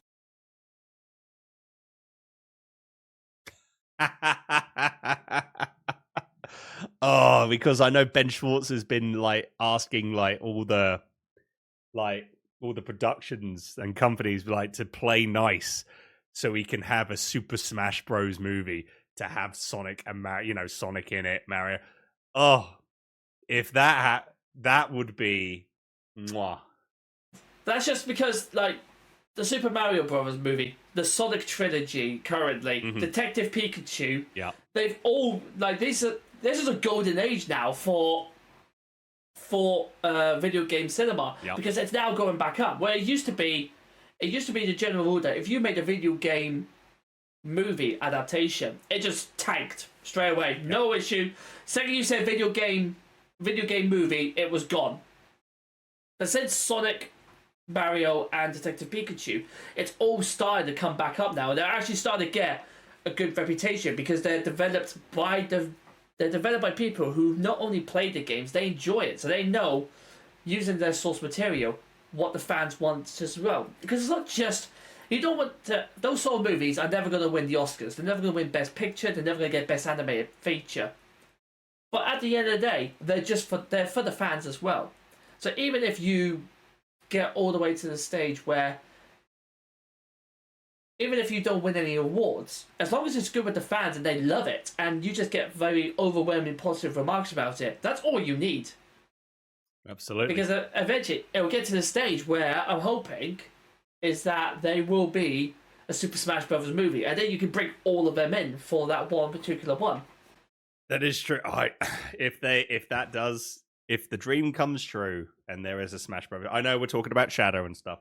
I'm just gonna go. I want Fox. Just give me Fox McCloud. I don't know who would voice Fox McCloud. That's what I say. Chris Pratt is the voice of Mario. I was gonna say, for the love of God, do not give it to Chris Pratt because I will be pissed. Mario. I'm pissed as it is for Chris Pratt being Mario. I mean, I'm just like, yeah, okay, he's good, but I'm just like, I'm not a big fan of the guy.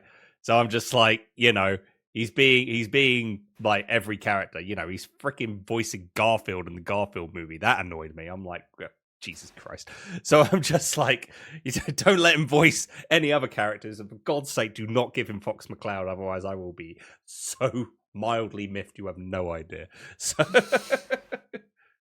it's like, just try to figure out like who would voice Fox. And that's another question in the comments. Who would you like to see voice Fox McCloud? There is a Super Smash Brothers movie and Fox is in it. Who would you like to have voice Fox? And would that also then tie in to actually have a Star Fox movie? Because everyone else is getting it. That would be sick. I would be very happy to see a Star Fox movie. I'm just saying. So, but anyway, moving on. But I think overall, so final comment then for the Sonic 3 movie. Yes. For me, it was brilliant. I loved Keanu Reeves as Shadow. It was the best. It was a great choice for him. The movie's not going to win any Oscars, but I'll tell you what, it was one of my favourite Sonic films. I much prefer it over Sonic 2. Mm-hmm. And I think Sonic 4, the fact they've now released Amy Rose and Metal Sonic into it, absolutely, and we know Shadow's now still alive, yep, that will be a big one. But how I think the next one, I would love to see them based it on, would be Sonic Heroes and bring in Mecha Sonic. That's what I think as well, because you see Metal Sonic in there, multiple Metal Sonics. Amy's coming in. It's going to be Mecha Sonic. It's going to be the main antagonist. So, And I want him to essentially become Metal Overlord with the power of the Chaos Emeralds or something along those lines. I think it is probably going to tie into that. I feel like that's what's going to happen for Sonic 4. For me as well, like, again, one of the best movies, best out of the three. I cried. I don't know. Did you cry? No. You're a soulless man. Yes, I am. I cried, like going to the point, I think, with, Shadow realizing what he's doing and stuff, and then feeling like, he's a monster, and Sonic's like, you can still, like, things happen, but, you can still change, like, no matter what the past is. And it's like also seeing what happened with Maria. Maria didn't get shot because the commander of Gun, who was in, like, I'm not sure what rank he was at the time, going back in the past, tried to stop. I think it was Commander, I think he was, because it was Shadow saw him when Tom was hologrammed him. And the first word to his mouth was Commander. Yeah, Commander. That's it. Yeah, so it's like, and he tried to stop the soldiers from shooting. Like, he was like, don't do it. And he pushes the gun to like the like some, what is it, like a reactor or something like that maybe, which then causes a massive explosion, and that's how Maria dies. She doesn't get shot. So all those people that was saying before the movie come out, being like, I'm going to cheer when Maria gets shot, it didn't happen. It's like it was about to, but then they I thought that was a nice change. It wasn't on a space colony arc. It was in an underground bunker. Like, all of these little differences. And for me, like, I jokefully said, I'm going to cheer when I see Maria get shot, but I didn't. I cried. I was like, this is so emotional, like how they portrayed the story and how they, had Maria and, Shadow together and everything, and, seeing the stars, and, it was like, oh, it got me. And then the other time, it was again, this was a wonderful Jim Carrey moment when he was like, my last live stream. Another thing I would love if they had Jim Carrey say from the Snap Cube like redub, if he said, I've come to make an announcement. If he had I felt like what he did was like, this is my last live stream, and he portrays it to the world as he does in Sonic Adventure 2, but this was a sweet moment. I would say if he said, I've come to make an announcement, and then went with it, I think a lot of people would have just been like, what? Like, reference Snap Cube would have been amazing. But, still him going there and say, because, he, Stone wanted to be Eggman's friend, but, Eggman pushed him aside because he was with his grandfather. But then he realized, his grandfather used him. And then he realized that, his one true friend that he had, Stone. And he did, and he said, I want to say thanks to my friend that's been with me throughout, Stone. And I was like, God damn. And he's like, oh. I love the bits that came out of it as well. It's like, well, thank you for bringing me my Austrian goat's milk. I love the way. I know you always knew how to make it. I love the way you make them. Yeah, that was the lattes, steamed Austrian goat milk. He's like, I love the way you make them. I'm like, oh, because that was ad-libbed. That was ad-libbed for the first movie as well. He was just like, it was supposed to be a case of, like, that was it. That should have been the end. And he went, I got you some Austrian goat's milk. Yeah, that was a win for him, wasn't it? That was him just going, why, you an imbecile? Of course I like it. I love the way you make them. And that was completely ad-libbed by Jim Carrey. So the fact they brought that back in was quite funny. It's just like a nice little touch to it, to be like, this is the end of Jim Carrey's Eggman, so let's bring out like a really iconic line from the first movie and bring it into there. And it was just like him saving the day. It was like, he's like, if I can't rule the world, I might as well save it. And it's like Shadow and Eggman, they were the true heroes. Like, Sonic helped, but Shadow and Eggman were the true heroes of the world. And it two MVPs of that. Yeah, exactly, the MVPs. And it was like, oh, what a masterpiece. Through start to finish, it was truly amazing. They picked so well with getting Keanu Reeves in. And yeah, as you see, Shadow is still alive. He picks up his ring from the ground. So we're going to see Keanu Reeves in another Sonic movie, which is going to be wild. From start to finish. A true man. And also, I don't know if you heard it as well, Escape from the City was also played on the part where Sonic was running around London and stuff. And when he got the speed to go up Tower Bridge, they played a little bit of Escape from the City on there. I didn't hear it at first until one of my friends was like, hey, do you know that they had Escape from the City? I'm like, what? And like, they showed me a video and I'm like, oh, I didn't hear it at first. It's like, oh my god. It's like, the one bit I did like, and what I heard was nearing the right at the beginning when they jumped out the helicopter. Oh, the first words before they jumped out was, "What, you call this a flight? No TV, no in-flight movies. We're out of here." Exactly line for line for when he just did Escape from the City. Yeah, Sonic Adventure 2. Yeah, that was great. That was absolutely awesome. Like, it was, and I thought when he got attacked by Shadow, I was thinking like, because I thought to myself, someone's going to die in this movie. I have a feeling some beloved character is going to die. And I thought Tom, and I was like, oh no. I was like, will this fit in for like, then Sonic and Tails and Knuckles then go off on their own adventure for Sonic 4. But no, he's still alive, so it just means that they're still going to be in it for the next movie. How long they're going to be in the movie for? Like, is it going to be solely just Sonic, Tails, Knuckles, Amy, and Shadow? Is it just going to be the characters rather than the family? For Sonic 4. I think the family will get involved, but they'll probably take a back seat like they did for this one. Yeah. I felt like that was kind of, they were still in it, but not as much, which I felt was nice in a way. You don't want to overuse them either, do you? No, definitely not. So I feel like that, they were used very well. Sonic 1, Sonic 2, Sonic 3 is the slow transition of, their time is now coming, not ending them, so to say, but maybe they're just gonna, live out their lives, like, with Sonic going on, Sonic, Tails, Knuckles, Amy, Shadow, all going on their own adventure. And maybe if there is going to be a new trilogy, if we're going to get Sonic 4, 5, 6, that will be wild. But if that does happen, then it's going to be, just Sonic, Tails, Knuckles, and the others on their own adventures, I think. Possibly. So, but yeah, all in all, fantastic movie. Best one out of the three.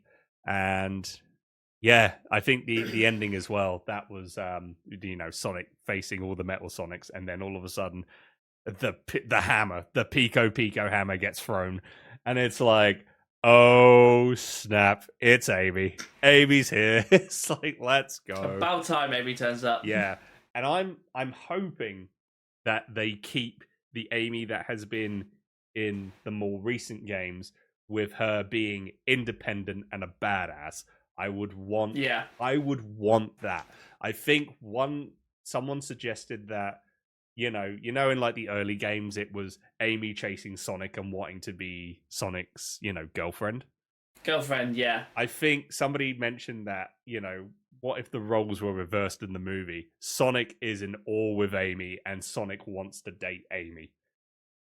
So it's the roles have reversed, and I would like to see that more rather than Amy chasing Sonic. I want Sonic chasing Amy, and I want Amy to be not kidnapped. I think this is going to be like a Sonic Heroes / maybe Sonic CD-esque maybe to the movie. But I would if they can keep Amy to being independent and a badass and just she can fend for herself with no issues, I'll be happy. Because I feel like that is an Amy that I enjoy, and I think a lot of other people enjoy. It's just nice to have her see, her fend for herself, pretty much. Yeah, and I think that was the whole point of her having her little skip when she had the Pico hammer, was knocking everyone else apart, and even Sonic and I go, "Who the hell are you?" And then her just throwing back her head and looking like, "Yeah, that's right, I'm a badass." Yeah. And I think that's probably how they're going to start off, and I think that's how they plan to continue it, to say, look, we'll introduce her straight away as a badass who basically knows her shit and knows how to beat enemies. Yeah. And then we can continue that to number 4. So already given a good positive viewing of Amy. Yeah. Yeah, definitely, 100%. So I'm looking forward to seeing how they portray. If we do get a new trilogy, I'm calling the next character as Rouge. 100%. Either the ending to the next episode, the ending to the next one will be Shadow meeting with Rouge and Omega. Oh, that would be having both Rouge and Omega. Ooh, I think that would be pretty sick. That would be pretty sick. It would be good actually, because that would be a good way, because they've already introduced Gun, so that would be a good one. Like right at the end, they've decided, right, we need to keep an eye on like Shadow, whatever, or we need to keep an eye on Sonic. Oh, Shadow's been spotted here. We'll send one of our best agents there. Rouge, Omega, you're up. And then that's where you just see both of them together, like about to intercept Shadow. Yeah, no, I like that idea. I think that's pretty good, and that's how they become Team Dark. Yeah. Oh, that's going to be good. That's going to be good. All I will just say is, please do not, for the new trilogy, if it does happen, don't do Sonic 06. For the love of God, do not do Sonic 06.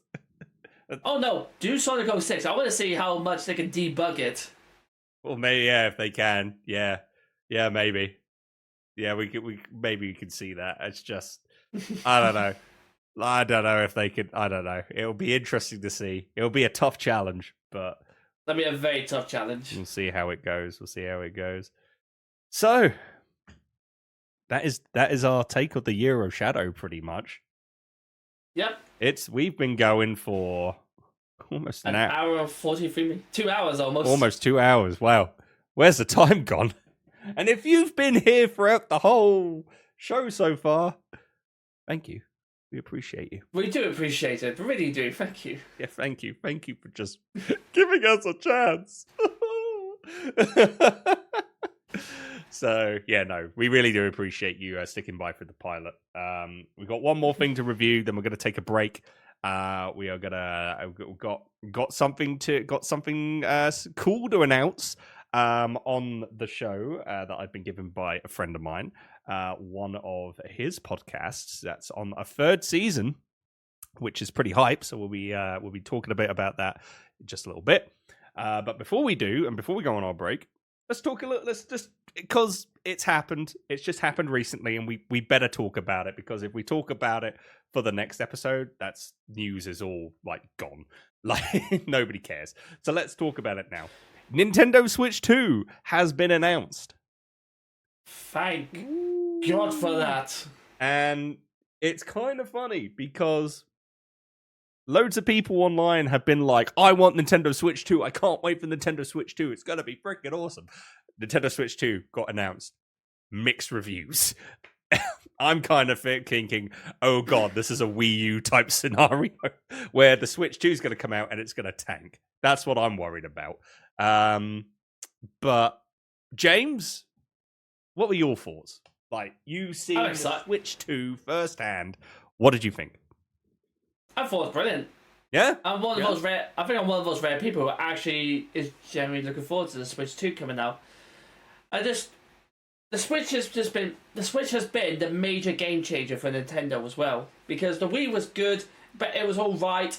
The Wii U tanked, as you said, but the Switch has become pretty much the major one. They'll be talking about the Switch for years and years and years and years to come. So there's not really much you can improve over it either. The Switch has got all it needs to. It's got the dual attachable remotes.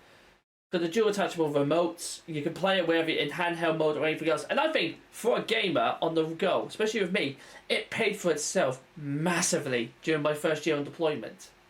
And I just feel like the Switch 2 is just going to be the upgraded version. But then again, we're complaining about, people are saying that, oh, it's just a bigger version of the Switch, or more powerful version of the Switch. But again, that's what the PlayStation 2 was for the PS1, what the PS3 was for the PS2, what the PS4 was for the PS3, and so on for the Xbox and for everything else. For me, I think they wouldn't announce it because all they could say is, yes, there's an extra graphics card now installed. Oh my God, that's brilliant. I think there's something a lot more into it. I mean, from what we've seen in some of the from some of the videos as well, 24-player Mario Kart. It looks like it's going to happen. I don't think they would have thought about not doing that until it's actually like properly, here's what we're going to do. Which means, if you're going to support 24 people, there's going to have to be more processing power. There's probably going to have to be more GPU attached to it. I love the idea of what the Switch 2 is. And to be fair, the Switch 1, it's been out for donkey's years now. Like, ages and ages and ages. And I think now is the right time to bring out a Switch 2, because you can't do... If you're going to bring out a Switch 1 more powerful version, people are just going to say, well, where's the Switch 2 coming? When's the Switch 2 coming? So, alright, fine. Here's the Switch 2. Here's what it's going to look like. Oh, well, it just looks like the normal Switch. Yes, because the normal Switch was brilliant. The normal Switch was a fantastic piece of equipment and technology. Why would you not want to go off it? Why would you not want to base it around it a bit more? And then for the actual, like, the controls as well, they're changed already. So instead of having the buttons inside where you have to, like, crab claws to try and grab them, they're now stuck out a bit more. So you can actually play a proper, like, with proper remotes.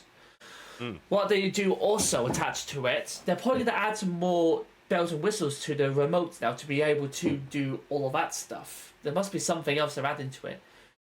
It's probably going to have a lot more power, like I was saying earlier. The graphics card is probably going to be quite better as well. They're probably going to...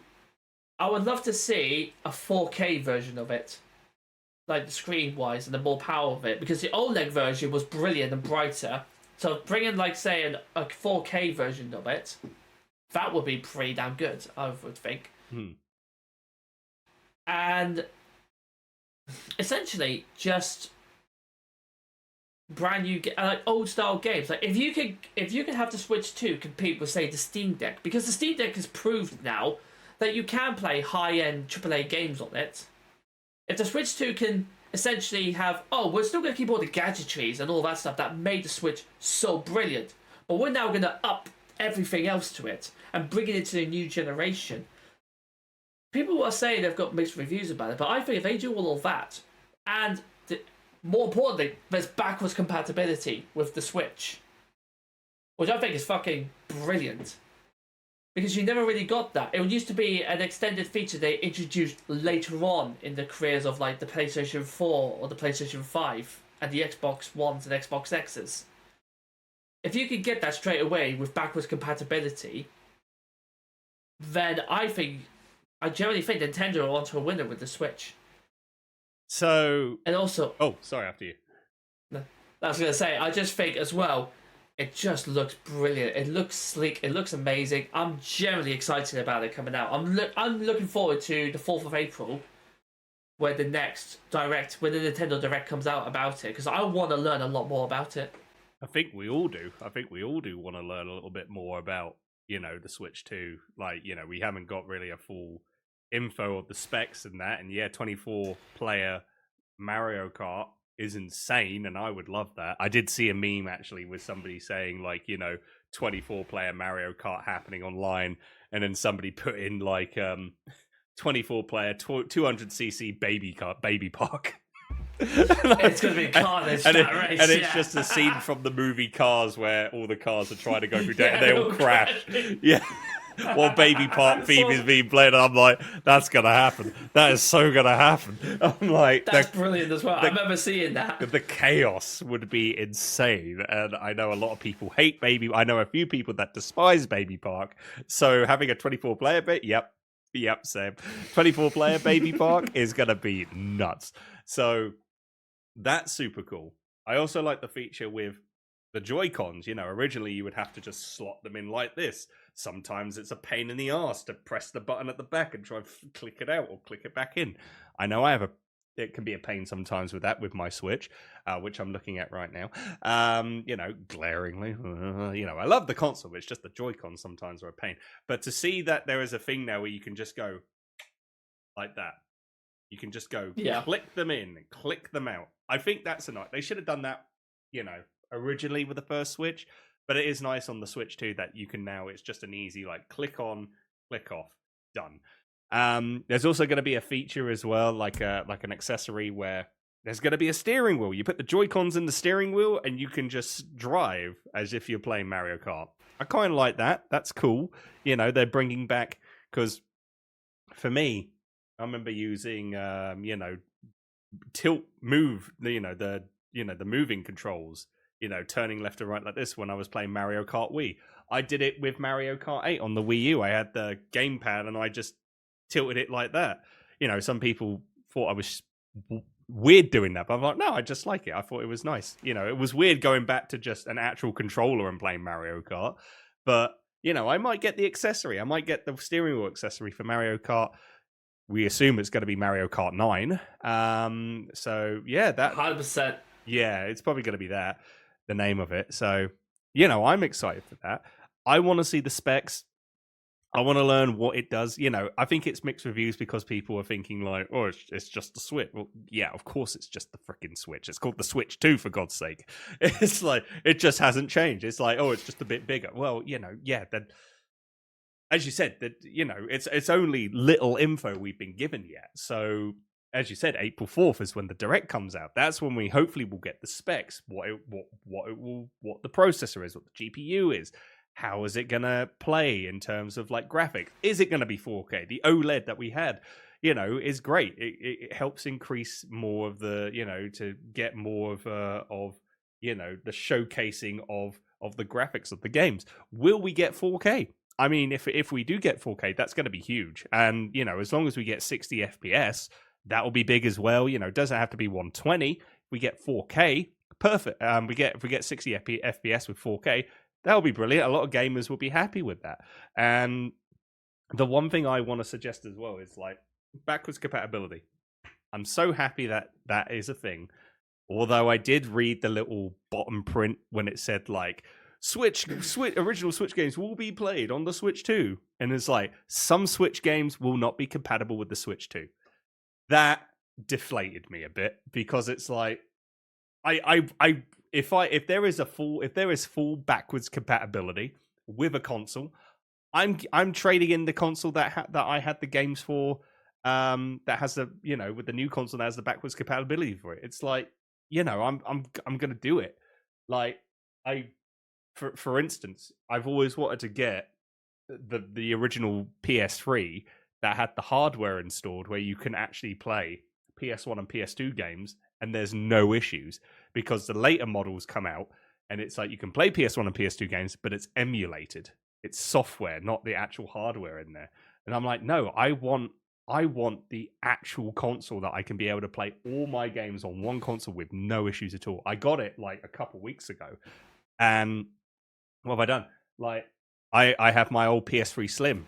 I'm going to be donating that to a charity shop. I've donated my PS2 to a charity shop. I mean, it's a PS2 Slim, but I don't need it. I've got a PS3. I've got a console that helps me play all my PS1, PS2, and PS3 games with no issues at all and no emulating whatsoever. I want that. If the Switch 2 can give me what the PS3 has, where it says it will play all Switch games, not the thing where it says some will not be playable, then I will trade in my Switch and have the Switch 2. That's what I want. We have the PS5 that can play PS4 games. It can't play all PS4 games.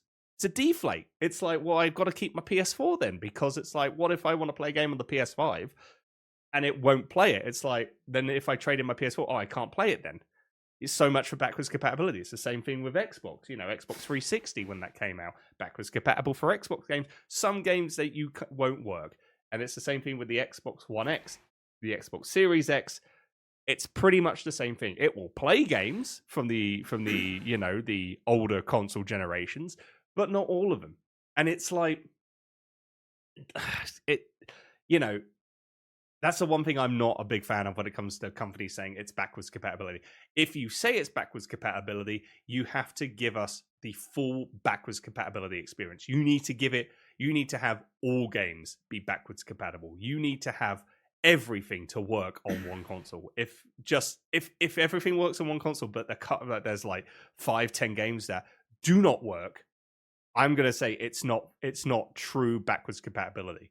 So even though the Switch 2, they said like some Switch games are not going to be playable on the Switch 2, I hope that changes in something that they update, that they do something with the hardware where it can do it, or they run a software update where it will allow the console to run the all original Switch games. If they can do that, I'll be happy. If not, it's a bit of a deflate, because then that means I'll have to just keep my Switch, which I don't mind doing, but it's just like, I know a lot of people like to be a big game collector. I mean, I'm a game collector. I'm not one of the big ones where it's like I keep all my consoles. I keep as many consoles as I can, but if there is a console that does backwards compatibility for everything, then I will trade in or donate, the consoles that I don't need, because I have an all-in-one console. I'm fine with that. But yeah, for me, it's a looks good. Just a bit of a deflate when it came to the announcement for backwards compatibility, in my eyes. The backwards compatibility, I think, is more a case of they haven't specified what games can't be backwards compatibility. But then again, when we think that we can't backwards compatibility with games, we think like the big ones. Let's say Tears of the Kingdom, Breath of the Wild, Sonic Frontiers, all those big games that are played on the Switch.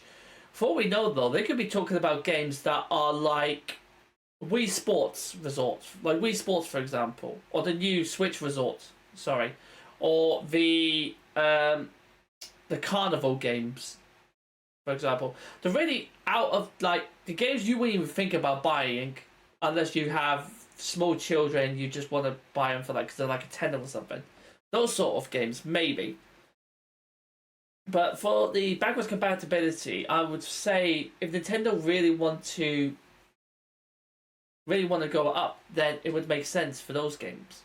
But I think what might be the case is, like, say, like Windows XP games, you can't play them nowadays on like powerful computers like this unless you use emulators, because the DirectX or the GPUs or the RAM software, because it's updated so much, the old ones will just not understand the brand new ones.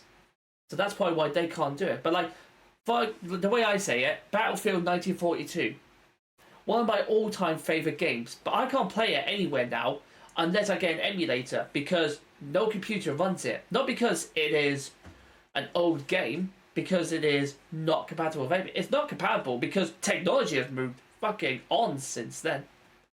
That's probably why you need the emulator sort of side to that. I think you may be right, though, is maybe somewhere in the future they can get software updates, or they'll have something in place where you can play the old style games. It may not be available right now, but it's something for future Switch 2 owners to look forward to. What I'm hoping doesn't happen, and I really, really hope Nintendo don't fall into this trap like every single other company seems to have done, and this really irritates me to a T, is when you use backwards compatibility games, but you hide it behind the subscription fee. That's the one thing that I think is going to kill the industry, is saying, oh, well, you can play your old games, but you need to have a subscription for these ones. Oh, but we're only going to release maybe 2 or 3 games a month. So it may be the game you want, it may not be the game you want. You'll just have to find out. Fucking go, leave, and just throw yourself in the river. Just go. We don't need that kind of negativity in my life.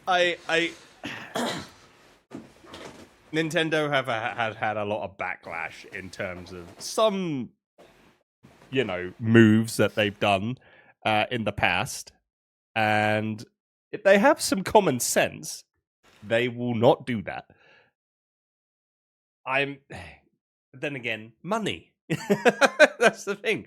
Greedy company, and it's like, hopefully that doesn't come to be, because I miss the. I get it.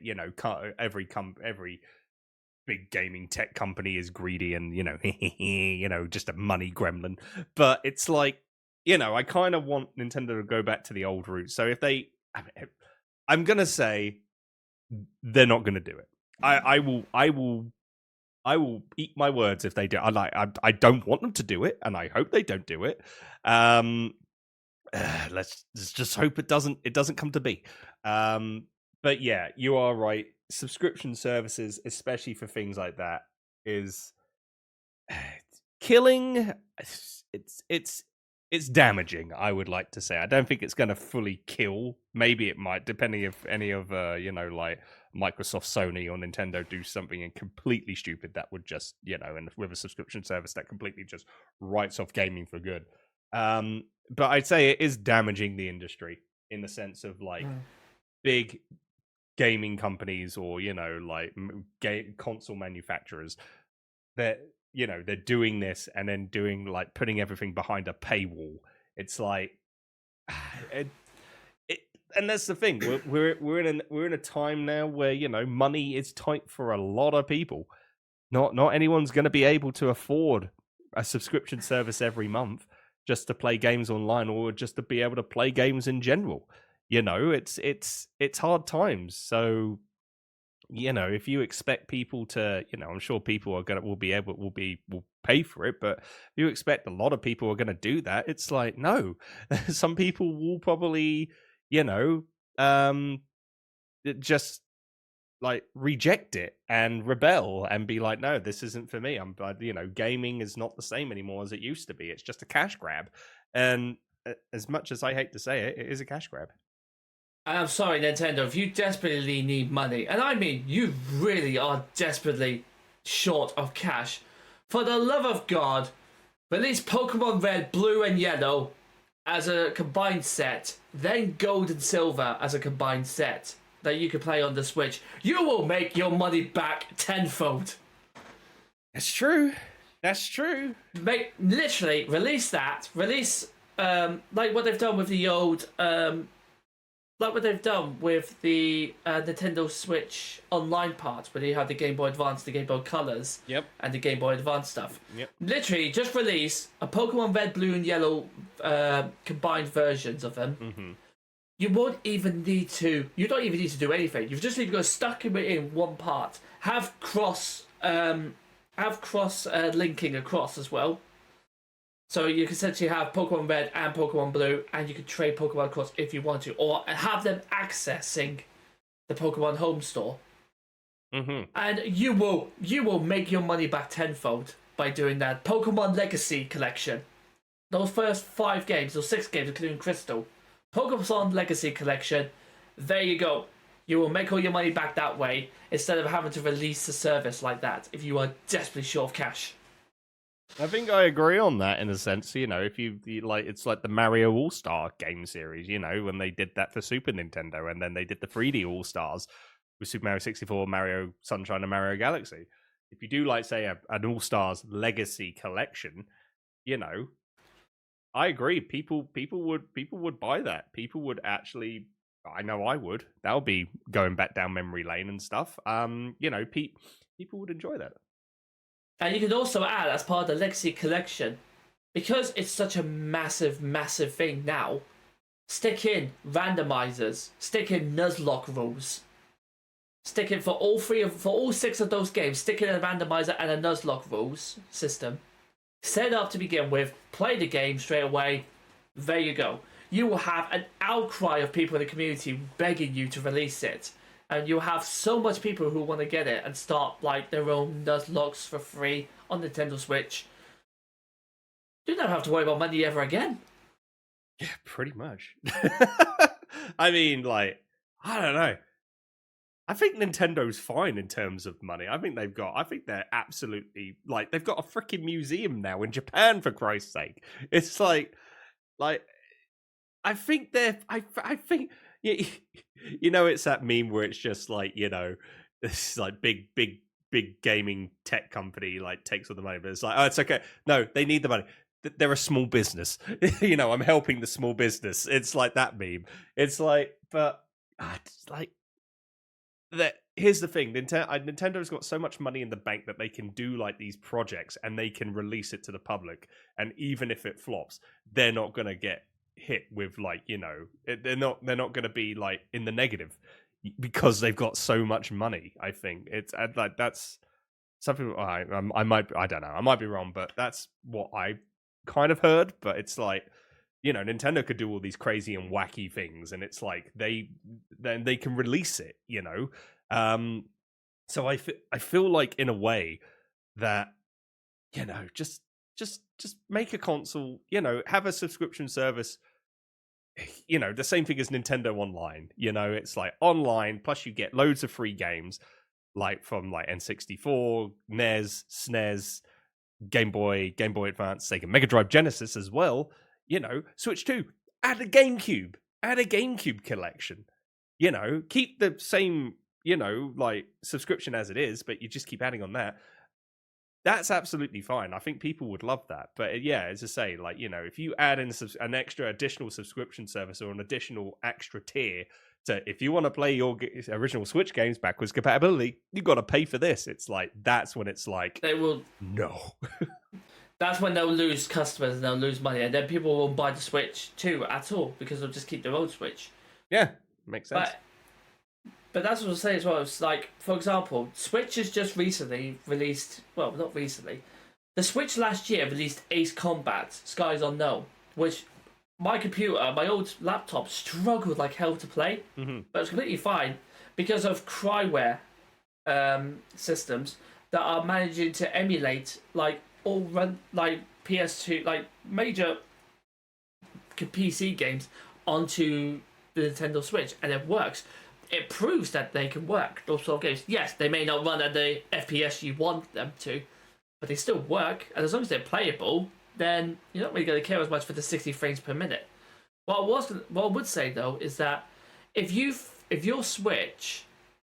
Switch 2 can have the power to say run Baldur's Gate 3, for example, if you can play Baldur's Gate 3, Red Dead Redemption 2, like the really big AAA games on the Nintendo Switch 2, then you've got yourself a really good console. And the whole point of, you were saying there that Nintendo had oodles and oodles of money, but a couple of years ago it didn't, because the Wii U was an absolute flop. And people agreed that it was an absolute flop. There was no point getting it. Why should I get this one? The Wii does the exact same thing, and it's just big chunky. Then they brought out the Switch, and it just blew people out of the water with what it was, because the mixture between console gaming and handheld gaming was finally merged with the Switch. And what you introduced was people who, like myself, when I used to go away quite a lot, it was brilliant to essentially have that playing down on my controller, like downstairs in the TV, and then when my missus wants to play a game or wants to watch TV and I still want to play my game, I can just pick it up and walk away, and I've still got exactly where I left off. And that was an absolute phenomenal change of pace. And I think that's why they're probably not going to change Switch 2 as much as the way it looks at the hardware, because there's nothing to improve on. The Switch is a proven concept. It works really well. The only difference is it's not powerful enough to run all those sort of games. So improve all of that stuff, and I generally think the Switch 2 would be one of the best. If April Nintendo Direct turns around and says this is going to be the reason we bought the Nintendo Switch 2, because let's face it was Nintendo's worst kept secret. They knew, everybody and his dog knew that Nintendo Switch 2 was getting created. I think it was just a case of, look, Nintendo's literally could have just opened up and went, look, you know it exists, we know it exists, here you go, there you go, there's your proof now to basically bury the hatchet. We do have it going. Now give us time so we can actually put something together for you. And for me, personally, it just feels like I'm extremely excited, but they need to be very careful of how they present it now. And if they could do everything I've said, which is improve, like, even little tiny bits about it, but keep the same concept of what it is and what it represents, I generally think that Switch 2 could actually compete against the AAA, the big PS2 and Xbox games, because all they're based on for the Xbox and the Switch, the Xbox and the PlayStation, I feel, is more, look at how more realistic my graphics are. Roger, I don't care about how realistic your graphics are. If your story's shite, if your gameplay's rubbish, I couldn't give a damn the fact that I can tell where each like freckle or where every spot is on that particular player. If your story and your gameplay's rubbish, I don't give a shit. I'm going to put your game down, I'm going to walk away, and I'm going to play something on the Switch where the absolute cartoonish, where I could play 10 frames, like I could play like 125k for example, and the graphics are an absolute pile of dirt. But the story, the gameplay, drags me and keeps me gripped right until the end credits scenes go past. And that's just the way I'm thinking, is they need to really push it towards not being the big graphics player, but if they could pull it off spectacularly, they could really compete with PlayStation and Xbox. And I think we'd have a new console war with Nintendo suddenly becoming the dark horse of the three. when we get to see the specs of the Switch 2 and we see that it can, like, you know, live up to the expectations and probably compete against, you know, PlayStation and Xbox, I think that'll be awesome to see, not gonna lie. And, you know, wouldn't it be fun to, you know, Switch 2 release date, the Switch 2 debut game, Baldur's Gate 3. Could you imagine? I had a rumor Switch 2 could play Red Dead Redemption 2, and if you can play that, you are sorted. I mean, like, who knows? Like, it'll just be fun to play BG3 on a Nintendo console, and you know, I can finally date Karlak. Oh my love. Anyway, nah, mate, Shadowheart all the way. What do you mean?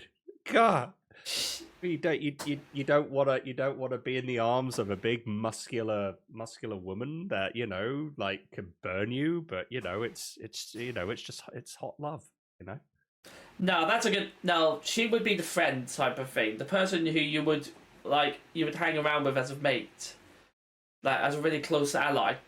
No, but Shadowheart's the very egotistical woman who thinks she's all that. But then when you start to get to know her, you realise there's someone underneath that who actually does have a caring soul about her, and that's the person you fall for. Nah, I just want my big muscular tiefling barbarian woman. That's all I want. I just want to be held with those strong arms. That's all I want in my life. And now, ladies and gentlemen, you know what women he's into. I'm lonely. I'm so lonely. Look, all right. It's like, we've managed to get somehow onto from the Nintendo Switch 2 and its specs all the way to Andy's love life, ladies and gentlemen.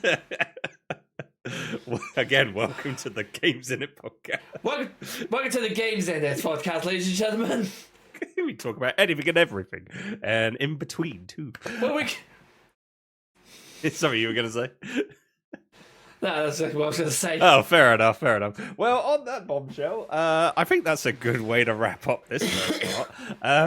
Yeah, I think so as well. All in all, Switch 2, I am excited. Yes, it's gonna look the same, maybe a bit bigger, maybe a better, you know, screen, and hopefully better resolution, 4K, 60 FPS. That'll be amazing. Backwards compatibility, that's a little bit of a deflate for me, because not all Switch 1 games are gonna be, you know, playable. Hopefully that does change if they do allow full compatibility, backwards compatibility, and all Switch games will be able to play on the Switch 2. That will make me happy. And yeah, also, let's just hope Nintendo doesn't put a paywall for the backwards compatibility. James, your thoughts? My thoughts are, I am very much looking forward to the Switch 2. It may look the same, but then again, it doesn't need to improve on what it is. I think the graphics card, the RAM, the software side of things, the actual hardware needs to be improved as well over the Switch itself. If you could pull off something like that, then I generally think the Switch 2 could be a good front runner for beating sales between the PlayStation and the Xbox. It just depends on what what it brings to the table. That's going to be a bit different from those two. But seeing Nintendo's previous ones, I've got confidence in them, and I'm very much looking forward to April 4th, where we actually be able to see what it is. Then I think once we know the full details of the Switch 2, then I think we will be able to make our decisions on whether this is a yay or nay. Here we go. And again, if any of you have any, if you want to say your say on the Nintendo Switch 2, feel free to leave us a comment. That would be greatly, greatly appreciated. If you have stuck around this long, thank you so much indeed. If you have, I just want to say quick, if you have been enjoying the show, leave a like, or on some of the podcast platforms, if there's like a star rating, want to drop us 5 stars. I don't know. I think Spotify does it. I have no clue. It's all new to me. But if there is a star rating system, if you want to give us some stars, give us 5 stars if you enjoy it, or whatever. And, let us know how you enjoy the show, what you think we can improve on, all that type of things. But yeah, leave us your thoughts as well on the Nintendo Switch 2. Perfect. Yeah. All right. Well, that's the first part. 2 hours and 17 minutes, and this is only part one. Everyone's going, what? It's only part one. What's going on here? We are going to take ourselves just a quick little break before we get on to our On This Month segment. While we are having this break, though, please enjoy this trailer, a trailer for an audio podcast that is happening. It's on its 3rd season. It's called The Adventures of the Fox and the Fedora. We hope you enjoy. We'll see you in a bit.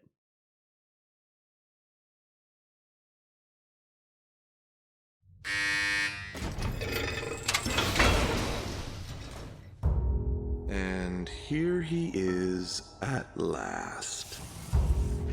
I was wondering how much longer they were going to make me wait. Until I could see the superior fox again. Corrigan. Hello, Fox. How's things? I got your message. Every single dangerous magical artifact Grandma and I collected, they're gone!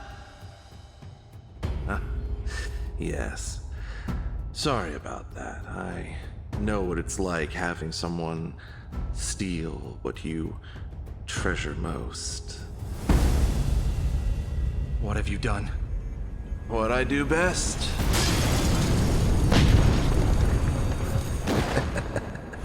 He wants you to do what? Break him out and protect him. If any harm comes to him, I lose the artifacts. He said this new guy heading up the Nine-Tails Syndicate, this former benefactor, is trying to silence him before he can talk. Fans on fire! Everyone out, go!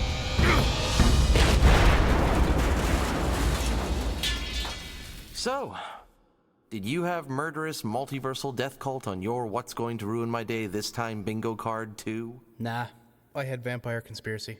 Dang, so close to a bingo. So, what brings you 3 fine Vulpine gents out this way? Getting the band back together for a little outside the law mission. Alright, whatever it is, we're in. This was your plan? It's working, isn't it? We did it! We're on the main road! I see you. What was that? He's here. You don't know how satisfying this is. Soviet, stop! You back off! Watching you squirm. Making you feel Corrigan or Anti-Phallus. that desperation I felt so long ago. Hallowed child of flame. Darian! On the ground! Get on the ground now! Open fire!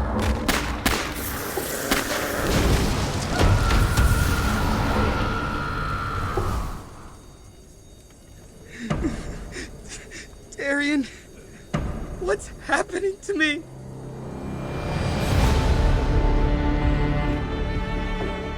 The Adventures of the Fox and the Fedora, Season 3. If I'm gonna do this, I need all the help I can get. Whoa. Hello, Ringtail. I'm a raccoon, dumbass. That's what I said? Hey, the ledge, it's gonna...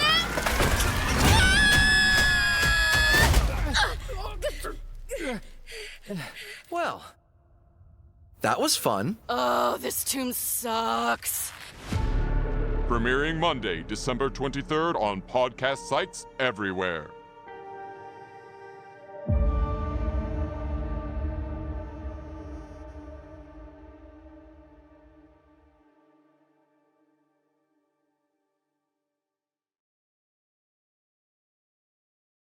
And welcome back, everyone, to Games Innit Podcast. We hope you enjoyed that little trailer that we had of The Adventures of the Fox and the Fedora Adventure Podcast. If you like 90s/early 2000s Saturday morning cartoons, definitely give this a listen. All 3 seasons, like season 3 is currently coming out like every week, a new episode. So be sure to check out season 1, 2, and then be able to keep up to date with season 3. 2 parts of season 3 as well. Second part is coming in the middle of this year, so be sure to check it out. All the hype on that. All the hype on that indeed. We are now here with our little fun segment that, just something to go through memory lane with. What are we doing, James? What are we doing? So we've decided we're going to start off a brand new section, and it is called On This Month Segment. So what we're going to do is... So essentially what's going to happen is me and Andy are going to choose 2 games throughout the entire month of a particular month. And then what we're going to do is essentially we're going to pick 2 games from there. I'm going to go for just a quick brief on what we think about it. And these are games that we have actually played in the past and we really like and just want to have a quick talk about. So the month we've chosen for this one is in February. So we've both chosen games from all the way back to the 1960s, all the way to today. And we're going to pick 2 games from the February month. So Andy, what are your 2 games that you've chosen? Yeah. So my first pick, which I was like, oh, okay, that's nice. I think this is more of a North American date, but we got the just to let you know, we all got these games and information from GameFAQs.GameStop.com. So thank you very much, GameFAQs, for that. For their This Day in Gaming section, we had to go for every day just to see what games we have. My first pick is Sonic Advance 1 on the Game Boy Advance. Oh, shocker. He's in for the blue bear. Oh, yeah. What a shocker, right? What an absolute shocker. I see something Sonic and I go for it. Yeah, because I'm a massive nerd. Date of it, I think this is North American, the North American date. February 3rd, 2002. And yeah, I think, when did I get a Game Boy Advance? I think I got my first Game Boy Advance on my 13th birthday. Yeah, because I remember having a Game Boy Advance. Was the SP out then? Must have been. Because I remember I got I had the Game Boy Advance SP 2000, probably, 2004. I must have had it then. I had a copy of Pokemon Ruby. I had Sonic Advance 2 and Sonic Advance. So, for me, seeing Sonic on a Nintendo console blew my mind as a kid because I never thought I would see the day. And I was one of those kids that was very not smart growing up. When I saw a trailer for Sonic R on the Sega Saturn and I wanted it for my N64, goes to show how much of a intellectual child I was and how I am as an adult. Spoiler alert, not intellectual at all. Nope, I think we kind of gathered that from day one, though. That's why I never do an IQ test, because I know my IQ is going to be down the drain. Oh, you say that, you never know. It could be based on logic. Yeah. The IQ test isn't based on knowledge, though. It's based on logic. As long as you get some good knowledge, you'll pass it. Although you can pass an IQ test, but... If it's a gaming IQ test, I might have a chance. But that's about it. But... yeah, no, blew my mind to see Sonic on Nintendo consoles and be able to jump. I mean, I played Sonic Advance 2 was my first. I jumped into Sonic Advance 2 first, but then I got into finally playing Sonic Advance. And it was nice. It was nice to have a handheld Sonic game, and it was, and the Game Boy Advance was an amazing piece of kit back in the early 2000s. And just to be able to play, one of Neo Green Hill Zone, one of my favorite levels in the Sonic Advance trilogy, I have to say. And the jingle was just so catchy. I love it. You got the casino level, you got an ice level, obviously, you've got the space, you got the space station level where you go up on a spaceship and then you're going up to space, of course going up to space to face Eggman, so many different unique levels and everything, and I just felt like it all works well. There was the speed was prime on that as well. Also being able to play as not only Sonic but Tails, Knuckles, Amy as well, and it just they all had like their own little like niches and unique ways of controlling I felt like it was much easier to fight Eggman as Amy, despite Amy being, not the greatest in terms of speed and, momentum. But I feel like, with her hammer, she does pack quite a punch. And yeah, I haven't fully completed the game in the sense of like I haven't gotten all the emeralds and got the final ending. I need to change that at some point and do that. But, growing up, being able to play Sonic on a Game Boy was, blew my mind, was a dream come true. And I feel like the Sonic Advance trilogy is a damn good trilogy and something that I always enjoy playing when I get the chance to. So that's my first pick. James, what's your first pick? Mine's going a wee bit back in time, back to 1994, where I was just starting off, just minding my own business, and I was introduced to actually my very, very first game. And of course, what was that? Unfortunately, it was also a Sonic game, but that's not the point. Oh, you're going to the Sonic as well, are you? To be fair, though, it was the very first game I ever played in my life, and that is, of course, from 1994, it's Sonic the Hedgehog 3. This is the game that pretty much introduced me to gaming as a whole, and it's unofficial DLC package of Sonic and Knuckles, probably revolution that got me into Sonic as a whole, and it was just such a good game. It was so like jumping around across, collecting the rings for the first time, going around Angel Island, and then pretty much facing off against Eggman's robots. Well, you had Eggman, sort of like a robot on the beginning side, and in Act 2 you actually faced him with one of his big mechanical machines. It was always so much fun, and I distinctly remember Knuckles being a bit of a dick when you first begun. The fact that what threw me off as well for the first time was when Sonic jumped off the plane and then fell all the way back, and then you just saw him flashing past the Super Saiyan form all the way, and I thought, that's so cool, I want to be part of that.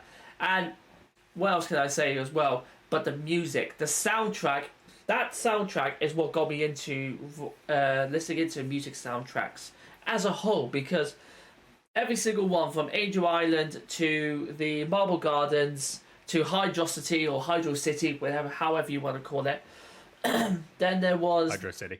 It's weird because people say Hydro City, people say Hydrocity. Sorry, I got it mixed up. No, I say Hydrocity because I like to piss people off. Yeah, same here. I call it Hydrocity as well. And okay, at least that's something that we agree on. Yes, it is.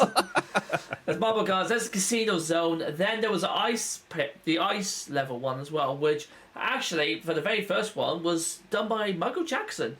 But Sega really distanced themselves after his incidents that happened, and they've only very recently actually come out and said, actually, you know what, yeah, he was part of our sound and support structure for it. We did get his ideas on this, so there we go. And you know what, since they actually introduced it, Sonic 3 has been available on more and more platforms, whereas beforehand it was always Sonic 1 or Sonic 2, Sonic CD, but there was never Sonic 3 anywhere. There was Sonic 3 and Knuckles. I think they probably had it for Sonic 3 and Knuckles. Because they changed Ice Palaces or the Ice level one. They changed the songs for that one, and I think that's how they managed to get away with it. But then there was loads and loads of lawsuits about it between Michael Jackson's company and Sega getting it squared away. But I think since now that's been done and dusted, and all cards are essentially done now, they're reintroducing the old style soundtracks for Sonic 3. But again, just as a whole, Sonic 3 was just such a great game, and I distinctly remember playing it. And I'll tell you what, if you've all played Sonic 3 before, you know exactly what bit I'm talking about, because it drove you insane. And that was the Casino Zone with the bloody I don't know what it was called, but it's the carnival one where you had to jump on the barrels, that's it, the spinning barrels, because it locked you away and you had no idea. You had to either jump in time and it just wasn't working until you realised, and I only learned this about a couple of years ago, it's up and down to get that barrel up, moving up and down. Never knew that at all. But for ages and years, I had to skip. I had to do a level skip on that level just to get past it because it was irritating me so much. You're not the only one. I dealt with that. Many other people. I remember when I helped staff the Summer of Sonic conventions way back when, like in the late 2000s, early 2010s. Yeah, that was, and when they brought in like some of the Sonic creators coming in to do Q&As, and that was one of the things, like, what was the idea of the barrel at Carnival Night Zone? What was the idea on that? It was just like so many people got really like not knew what to do with that, and it was just you just press up and down, and then the barrel moves, and then at the right time you could jump. It's like it was that easy. I think that's what irritated a lot. It was that easy, yet no one ever thought about it for years and years and years. But it was one of gaming life's great mysteries. It really was. But it was so simple. It's still something that still holds a special place in my heart, and I am thoroughly love Sonic the Hedgehog 3. And I say that even if you're a big fan of Sonic 1 or you think it's Sonic 2, replay Sonic 3 and Sonic 3 and Knuckles together at the same time. It's one of the best Sonic games of all time, and I will die on that hill too. Even I will go so far as to say for the 2D platformers, Sonic 3 and Knuckles was the best out of all of them. And I will die on that hill. Fair point. Absolutely fair point. It's a good game. I enjoy it as well. So, absolutely agree with you there, sir. But not Sonic Mania? Not Sonic Mania? Nah, Sonic 3 and Knuckles just holds a special place. Nah, that's fair. That's understandable. So that is my first game now done and dusted, and it's now on to Andy. What is your second game that you've chosen? Yeah, this one surprised me. I'm like, oh, this came out in February. It's in 1999. It was on the 8th of February, 1999. It's a game that I enjoyed as a kid, but at the same time pulled my hair out multiple times because of the amount of BS that happens. And it is the only game out of the series that literally would screw you over. I mean, the others do screw you over, but not like this one screwed you hard. Raw dog style. Talking about Mario. Also, let's just Larry. Jesus Christ. No, I'm talking about Mario Party 1. Fair enough. Yeah. And what I mean by screwing you, like, raw dog style, like, it will literally, you could play certain mini games and you'll get your coins taken away. Most, if not all, other games in the Mario Party series don't do that anymore. Like, the only time they do it is in battle mode, but the battle mini games, that never was a thing in Mario Party 1. There were mini games where, if you lose 10 coins. Like, there was games where, you do 1 versus 3, and like you're wearing a Bowser suit, and the other 3 have hammers, and their object is to hit the player in the Bowser suit to get their coins. It's like so brutal. On top of that, though, some games needed you to spin the control stick with the palm of your hand, and you end up getting a blister for it as well, which is even worse. Yeah. It's not like it mentally screws with you; it physically screws. It screws with your hand doing the raft boat like game, and then on top of that, if you're doing the one, I mean, it also introduced one player mini games. It also introduced like riding a freaking bike to power up a light so you don't get hit by the boo, and you're ferociously spinning, and even playing like the single player mode, and you're having to do that, and you have like 10 lives, and you fail like 9 times. You get it on the 10th try. You've got no skin in the palm of your hand anymore because it's already been burnt off by the amount of like freaking spinning you're trying to do. It's brutal. It's a fun game, but goddamn, was it brutal? Like, and then also the fact with like, speaking the boo, get some coins. You would know in the later games how many coins you would be getting. In the original, you wouldn't know. It would just, the coins would come out of boo, but you wouldn't know if you would get 5 coins, 10 coins, 1 coin. And, it's just, it's so freaking brutal with that. But all in all, the boards are great. I haven't fully completed. I never got to the Bowser like, again, that's a game I want to fully complete. I've never gotten to the Bowser map board game, but I want to. I want to get to the Bowser board at some point. The one-player adventure mode, I think, is amazing. Going through all the mini games in different worlds and stuff. Like, I would love to do that. I would love to give that a go. I've seen a lot of people like speedrun it, and I don't know. I'm terrible at speedruns, but I love to do them. I might do that at some point and see how quickly I can get done if I do like a full run of like all the worlds. That would be enjoyable. Mario Party speedrun. How does that work? Yeah, if you do the adventure mode, people speedrun the adventure mode. Because it just depends on like how fast you can get through all the mini games and stuff. Fair enough. Yeah, so that would be fun to do.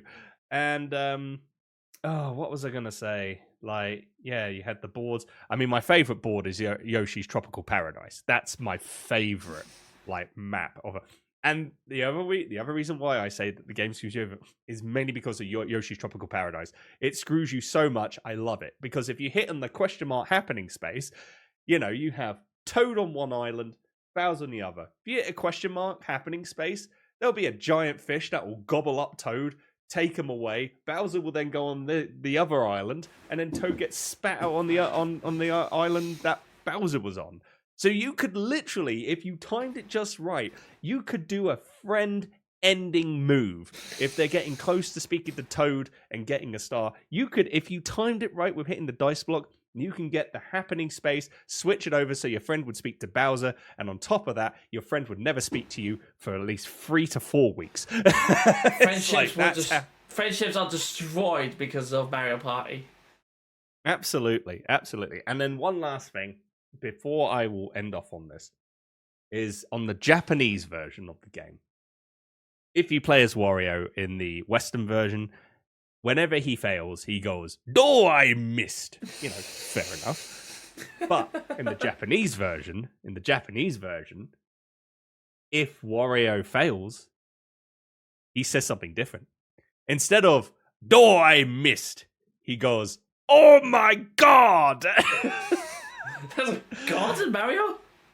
Gods in Mario, because Wario goes, "Oh my God."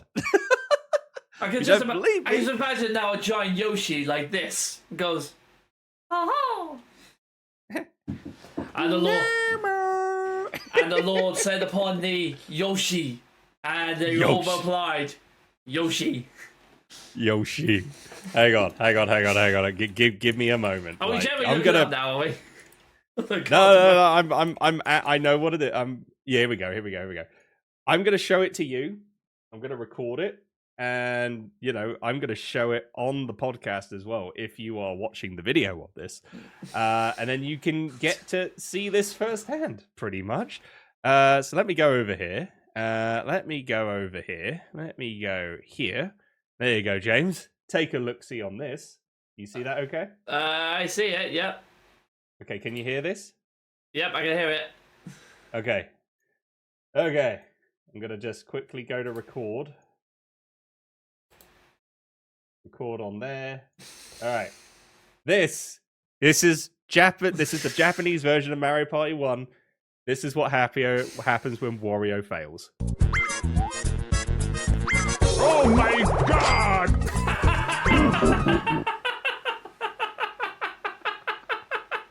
See? Wario believes in a higher plane. That's brilliant. This is great. It's great. It's like generally brilliant. But because Western version, American version, we can't let the people hear that. Oh, we'll get sued by the Christians if we hear a beloved character go, "Oh my God." So they had to change it for Wario to go, "Oh, I missed." I don't know if Christian families would sue Nintendo, and if they would, fuck off. Maybe they think that maybe that's their name for the god. It's "Oh, I missed." Maybe they missed. "Oh, I missed." Yeah, maybe "I missed" is their god. Is the Mario's god? Yeah, maybe. You might be right on that. That's fucking brilliant. Yeah, that's pretty much it in a nutshell. Yeah, that's why I just say Mario Party 1, a brutal game of the Mario Party series, and the first game as well, of the Mario Party series, and it's the roughest one there is, but an absolute joy to have played growing up, and yeah, it's a gem. It's a gem, and whenever I want to play a Mario Party game, I go to Mario Party 1 because it just screws with you, and I love it. I love being screwed, James. Hey, whatever rocks your boat, mate. On that note, that's my second pick. Hey, James, what's your second pick? So my second and final pick is actually to do with a trilogy that came out in Japan at this time on the OIS and Android. So it was finally reduced. It was finally created for the phone and mobiles, which was fantastic because it meant you could take it anywhere. And it's about one of my favourite type of games of all times. It involves puzzles, it involves screwing over enemies, and it has one of the best catchphrases in the world. It is, of course, when you're looking over and your fear is all lost, all you hear is you point that massive finger and go, that's right, ladies and gentlemen, it is the brilliant Phoenix Wright Ace Attorney trilogy. First time I haven't played. The first time I actually watched this side was actually on Newgrounds, which shows you how old I am. There was a bit in there where someone used the old. I think I just broke one of my hips after you said that. A little bit of my soul just left my body. Oh. And so what happened was I was watching a video, and it was someone was putting in different clips of different films and adding it to Ace Attorney characters, like Mortal Kombat for the judge. It was basically the judge going, "It's official, you suck." And I fucking loved that. And so I got really interested in it from that on then. And I thought, I'll try and see what it's like. Maybe I might enjoy it, maybe I will. And it's become actually one of my favourite game series of all time, the Ace Attorney ones. To the point where I've got every single Ace Attorney on the Switch, on my phone. I had it all, at one stage I had all four of the main games on my phone to play with while I was deployed. And it was incredible. I loved the whole thing of searching for the truth, thinking outside the box, thinking about, but this might not work, but what about this? And then you think, crap, I'm not actually going to win this, but then you think something else completely. You look at the evidence, you have to really look at it and think logically, and you're thinking, wait a minute, that doesn't make sense. And then you throw it at their face, and it's brilliant. But the only downside I've got with Ace Attorney games, it makes you feel clever when you do it, but there's a YouTuber called Yati Croshaw, and he did a little bit about it, and it was about Ace Attorney Chronicles, the very first based in ancient Japan. And he said it was a brilliant game, and I fully agreed with him. But the one thing I really didn't like was the fact that it took ages to move the story across somehow. So it's a case of one stage I had to investigate a police officer because he was hiding evidence, and I think actually no, it's not in this police officer, it's in this guy because he was arguing with him a moment ago. But the whole story took about 10 minutes for him to decide, I think it's in this guy. But how? He's like, for God's sake, if you just let me go and find, if you let me go to this guy's pocket and pull out this thing, we can be done by lunch. And it was the one thing that irritated me was the fact that it was just it was so cheesy, but it was so good. And you always got that bit of smug satisfaction as well when you weren't using any cheats, you weren't using any help, you figured it all out, and you actually finished the cases off. And you just felt so proud of yourself for finishing it. And I loved it. And I'm genuinely looking forward to when the next Ace Attorney trilogy, or when the next Ace Attorney game comes out. Because they finished Apollo Justice's story, they finished Miles Edgeworth's story. I think really they finished Phoenix Wright's story as a whole. So where they go next, I'm not sure. But I did love the new one they created, which was the Ace Attorney Chronicles. But they've finished that one as well. So where they go next will be very interesting. And I'm thoroughly looking forward to it. And the second they come out and say, this is the next stage of Ace Attorney, you can be damn well sure I am pre-ordering that bitch and getting it ready. Because I am going to go and complete it. I'm going to try and make myself feel very clever and complete it. And you know what? Have a good time as well. And I do, like I said, I love it as well. And then they brought out an anime as well with it, which was really, really, really good. I actually enjoyed it. But they did an English sub all the way through to the end of season 3, and I think they should have really continued it on, because it would have been awesome to see the Apollo Justices side of thing as the anime series, but they never did, which I thought was a missed opportunity. But I still get to play the game. It's now on my Switches, which I'm very happy about. And hopefully, yeah, when the next Ace Attorney comes out, I'll be front row seats to go and collect it, so I can shout out my own objections. Did you also play the Phoenix Wright versus Professor Layton games? Yeah. Something? Yep, finished that. I completed it. How was that? Because I know Professor Layton is a really good. Like, I've not played it, but I've seen like videos of, you know, the puzzles and stuff, and it looks really intriguing. Like, how did that, in your own words, how did that work in terms of having the Professor Layton puzzle style versus with the Ace Attorney, you know, like investigation type gameplay? It was good. They weren't going into each other. It was literally what felt like two separate games just merged into one, which on the one side was good because they had separate bits for, like, well, Professor Layton is solving a puzzle. It will do like two or three puzzles, and then you go straight to Phoenix Wright in the middle of court to then do the court side of things. But then when you learn about the puzzles, or when you solve the puzzle, you learn different answers, and then you start getting evidence, which you then use in the Phoenix Wright court cases as well. So it's a little bit extra logical puzzling, which I really loved the idea of. I think it was a good game. And to be fair, I've not played it in ages now. The story was meh. It could have been better, but I wasn't really expecting much from a Professor Layton Phoenix Wright game. As I said, the stories are never great, but it's fun to actually get yourself into and doing the cases. But the mixture between the two, I thought, was a good concept, and I actually really enjoyed it. I just wish the story could have been better. Was there? Because I feel like I think I might have saw a trailer of it or something like that. Was there times as well where it was like Phoenix and Layton actually went loggerheads with each other and actually fought against each other in court? I'm trying to remember if that happened or not, or was it more just them teaming up? It was both. So for the first 2/3 of the mission for the game, it was basically they were teaming up together, and then Professor Layton starts learning some bits about the city, the town that he's in, and how it's all run, and then this woman is essentially accused of being a witch. Phoenix Wright is there as the defense attorney, but then Professor Layton then joins as the prosecution because he generally believes this girl to be a witch of all this puzzles. But then you realise he doesn't actually physically think she is. But in order for him and Phoenix Wright to drag the information out of all these people, he needs to face off against Phoenix Wright.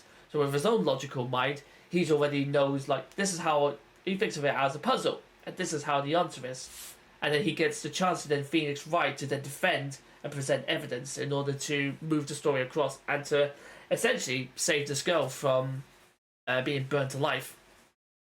Okay.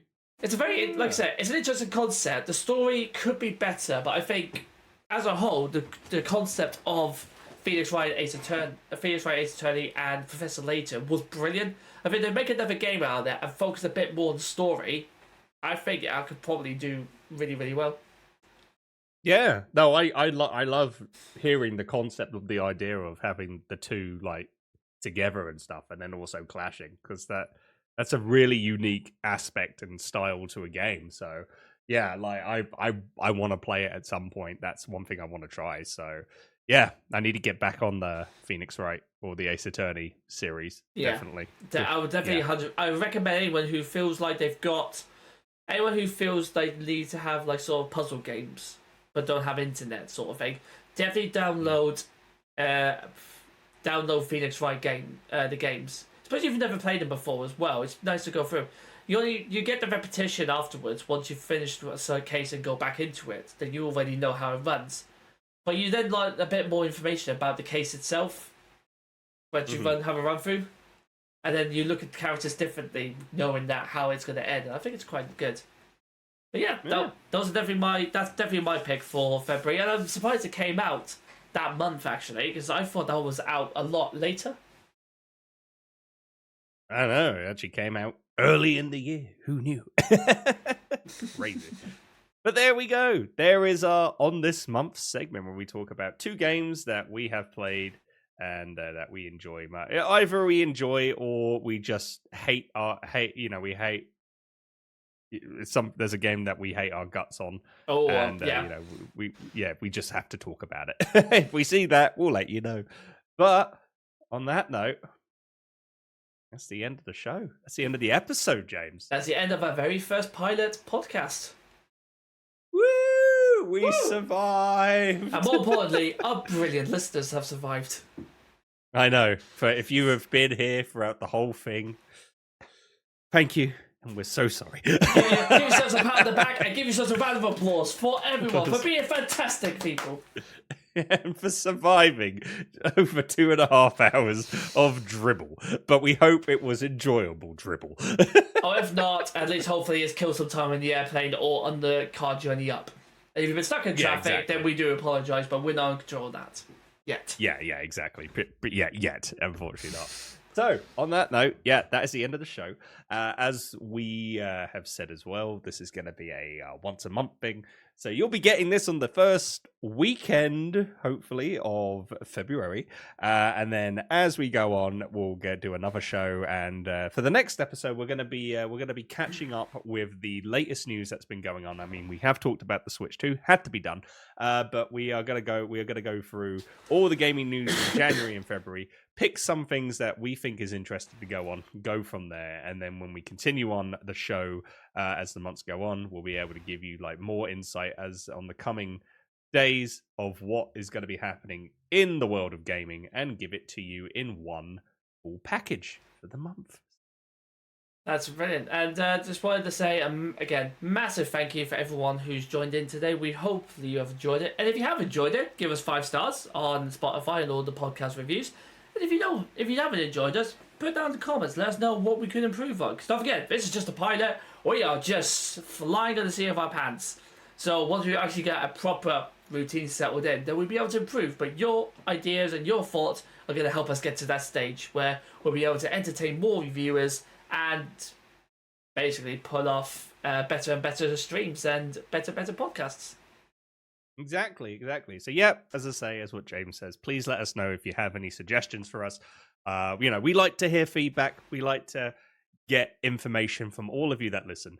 If you just want to let us know that, you enjoyed, let us know. 5 stars on any of the podcasting platforms. Give us a like as well. Video. This is a video and also audio podcast. We'll be putting it on YouTube. If we can get it up to YouTube Music, that would be sick. And then you could be able to listen to it as there if you preferred that. I think Spotify also does video podcasts. So you may see the video version as well as the audio version on Spotify as well. Or any of the other podcasting platforms that you listen to when you get your daily dose of podcasts. But again, we want to thank you. We'll see you in March time as we do a full episode 1. So that'll be excited to go for. As to say, the pilot is all about Shadow the Hedgehog, and also my boy Switch 2. James's boy, right there. So we hope Fearless. you enjoyed the year Fearless. of Shadow, which was last year. Damn. Yeah. Sorry, James. Sorry for bursting your bubble there, mate. That's it. Go back to 2024. I mean, that would on personal reasons, I'm happy we're in 2020. Yeah, actually, you know what? Considering, probably best. Yeah, probably best.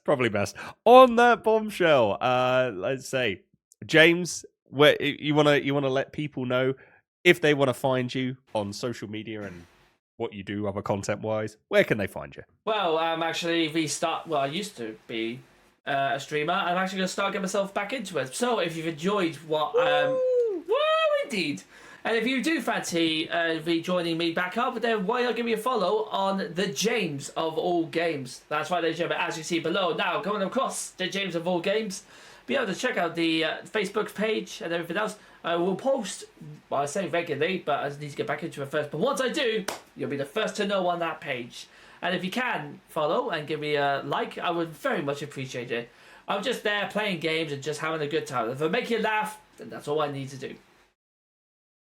Excellent. And for me, if you want to find me, I do a lot of variety streams and just lots of weird and wonderful stuff. One thing for certain that I have actually made tea in the microwave for charity. I don't think James knew about this. I made tea in the microwave. I made tea in the microwave because we reached a certain amount for charity, and I had to do it because people donated for it. I hated myself. You traitor. I didn't don't know. I've had many people tell me I'm a traitor. Come on. It was like my hand was pulled. I had to do it because we raised a good amount of money. Fine, it's for charity. I'll let you off. But as long as you didn't enjoy it. No, I hated it. It was the worst thing ever. Worst drink of tea I have ever had in my entire life. Yeah, not surprised. Yep. So we do a lot of stuff on there on Twitch. You can find me there, twitch.tv/JustSomeAndy. I'm there as well on the other platforms, Instagram, TikTok. If you want to, depends if TikTok gets banned or not. If it gets delayed in the US, who the hell knows? Or you can find me on Red Note. Because that's where everyone else is going, so I might as well make an account there. And unless you live in the UK, in which case you keep that shit for free. Yeah, exactly. But yeah, you can find me on all the things, and as well, I'm not on. I'm on Facebook with a page there. I don't really use, but I might at some point. I don't use Twitter, but I am on Blue Sky, which is better than Twitter. Fuck you, Musk. Sorry, I just had to get that out there. But yeah, you can get me on Blue Sky. My handle there is @T, that's TEAT621.net. If you click on that and search there, you'll find me, Just Some Andy. And yeah, follow me if you want just random stuff and all that. So yeah, awesome. Good show, James.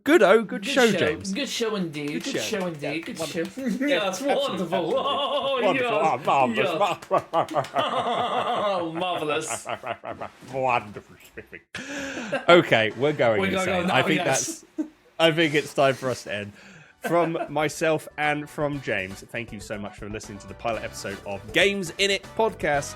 Until the next episode, which will be in March time. Have a very good rest of your day, morning, afternoon, evening, wherever you are in the world. Stay safe, much love, and we'll speak to you all very, very soon. Until then, bye-bye. Have a good one. We'll see you later.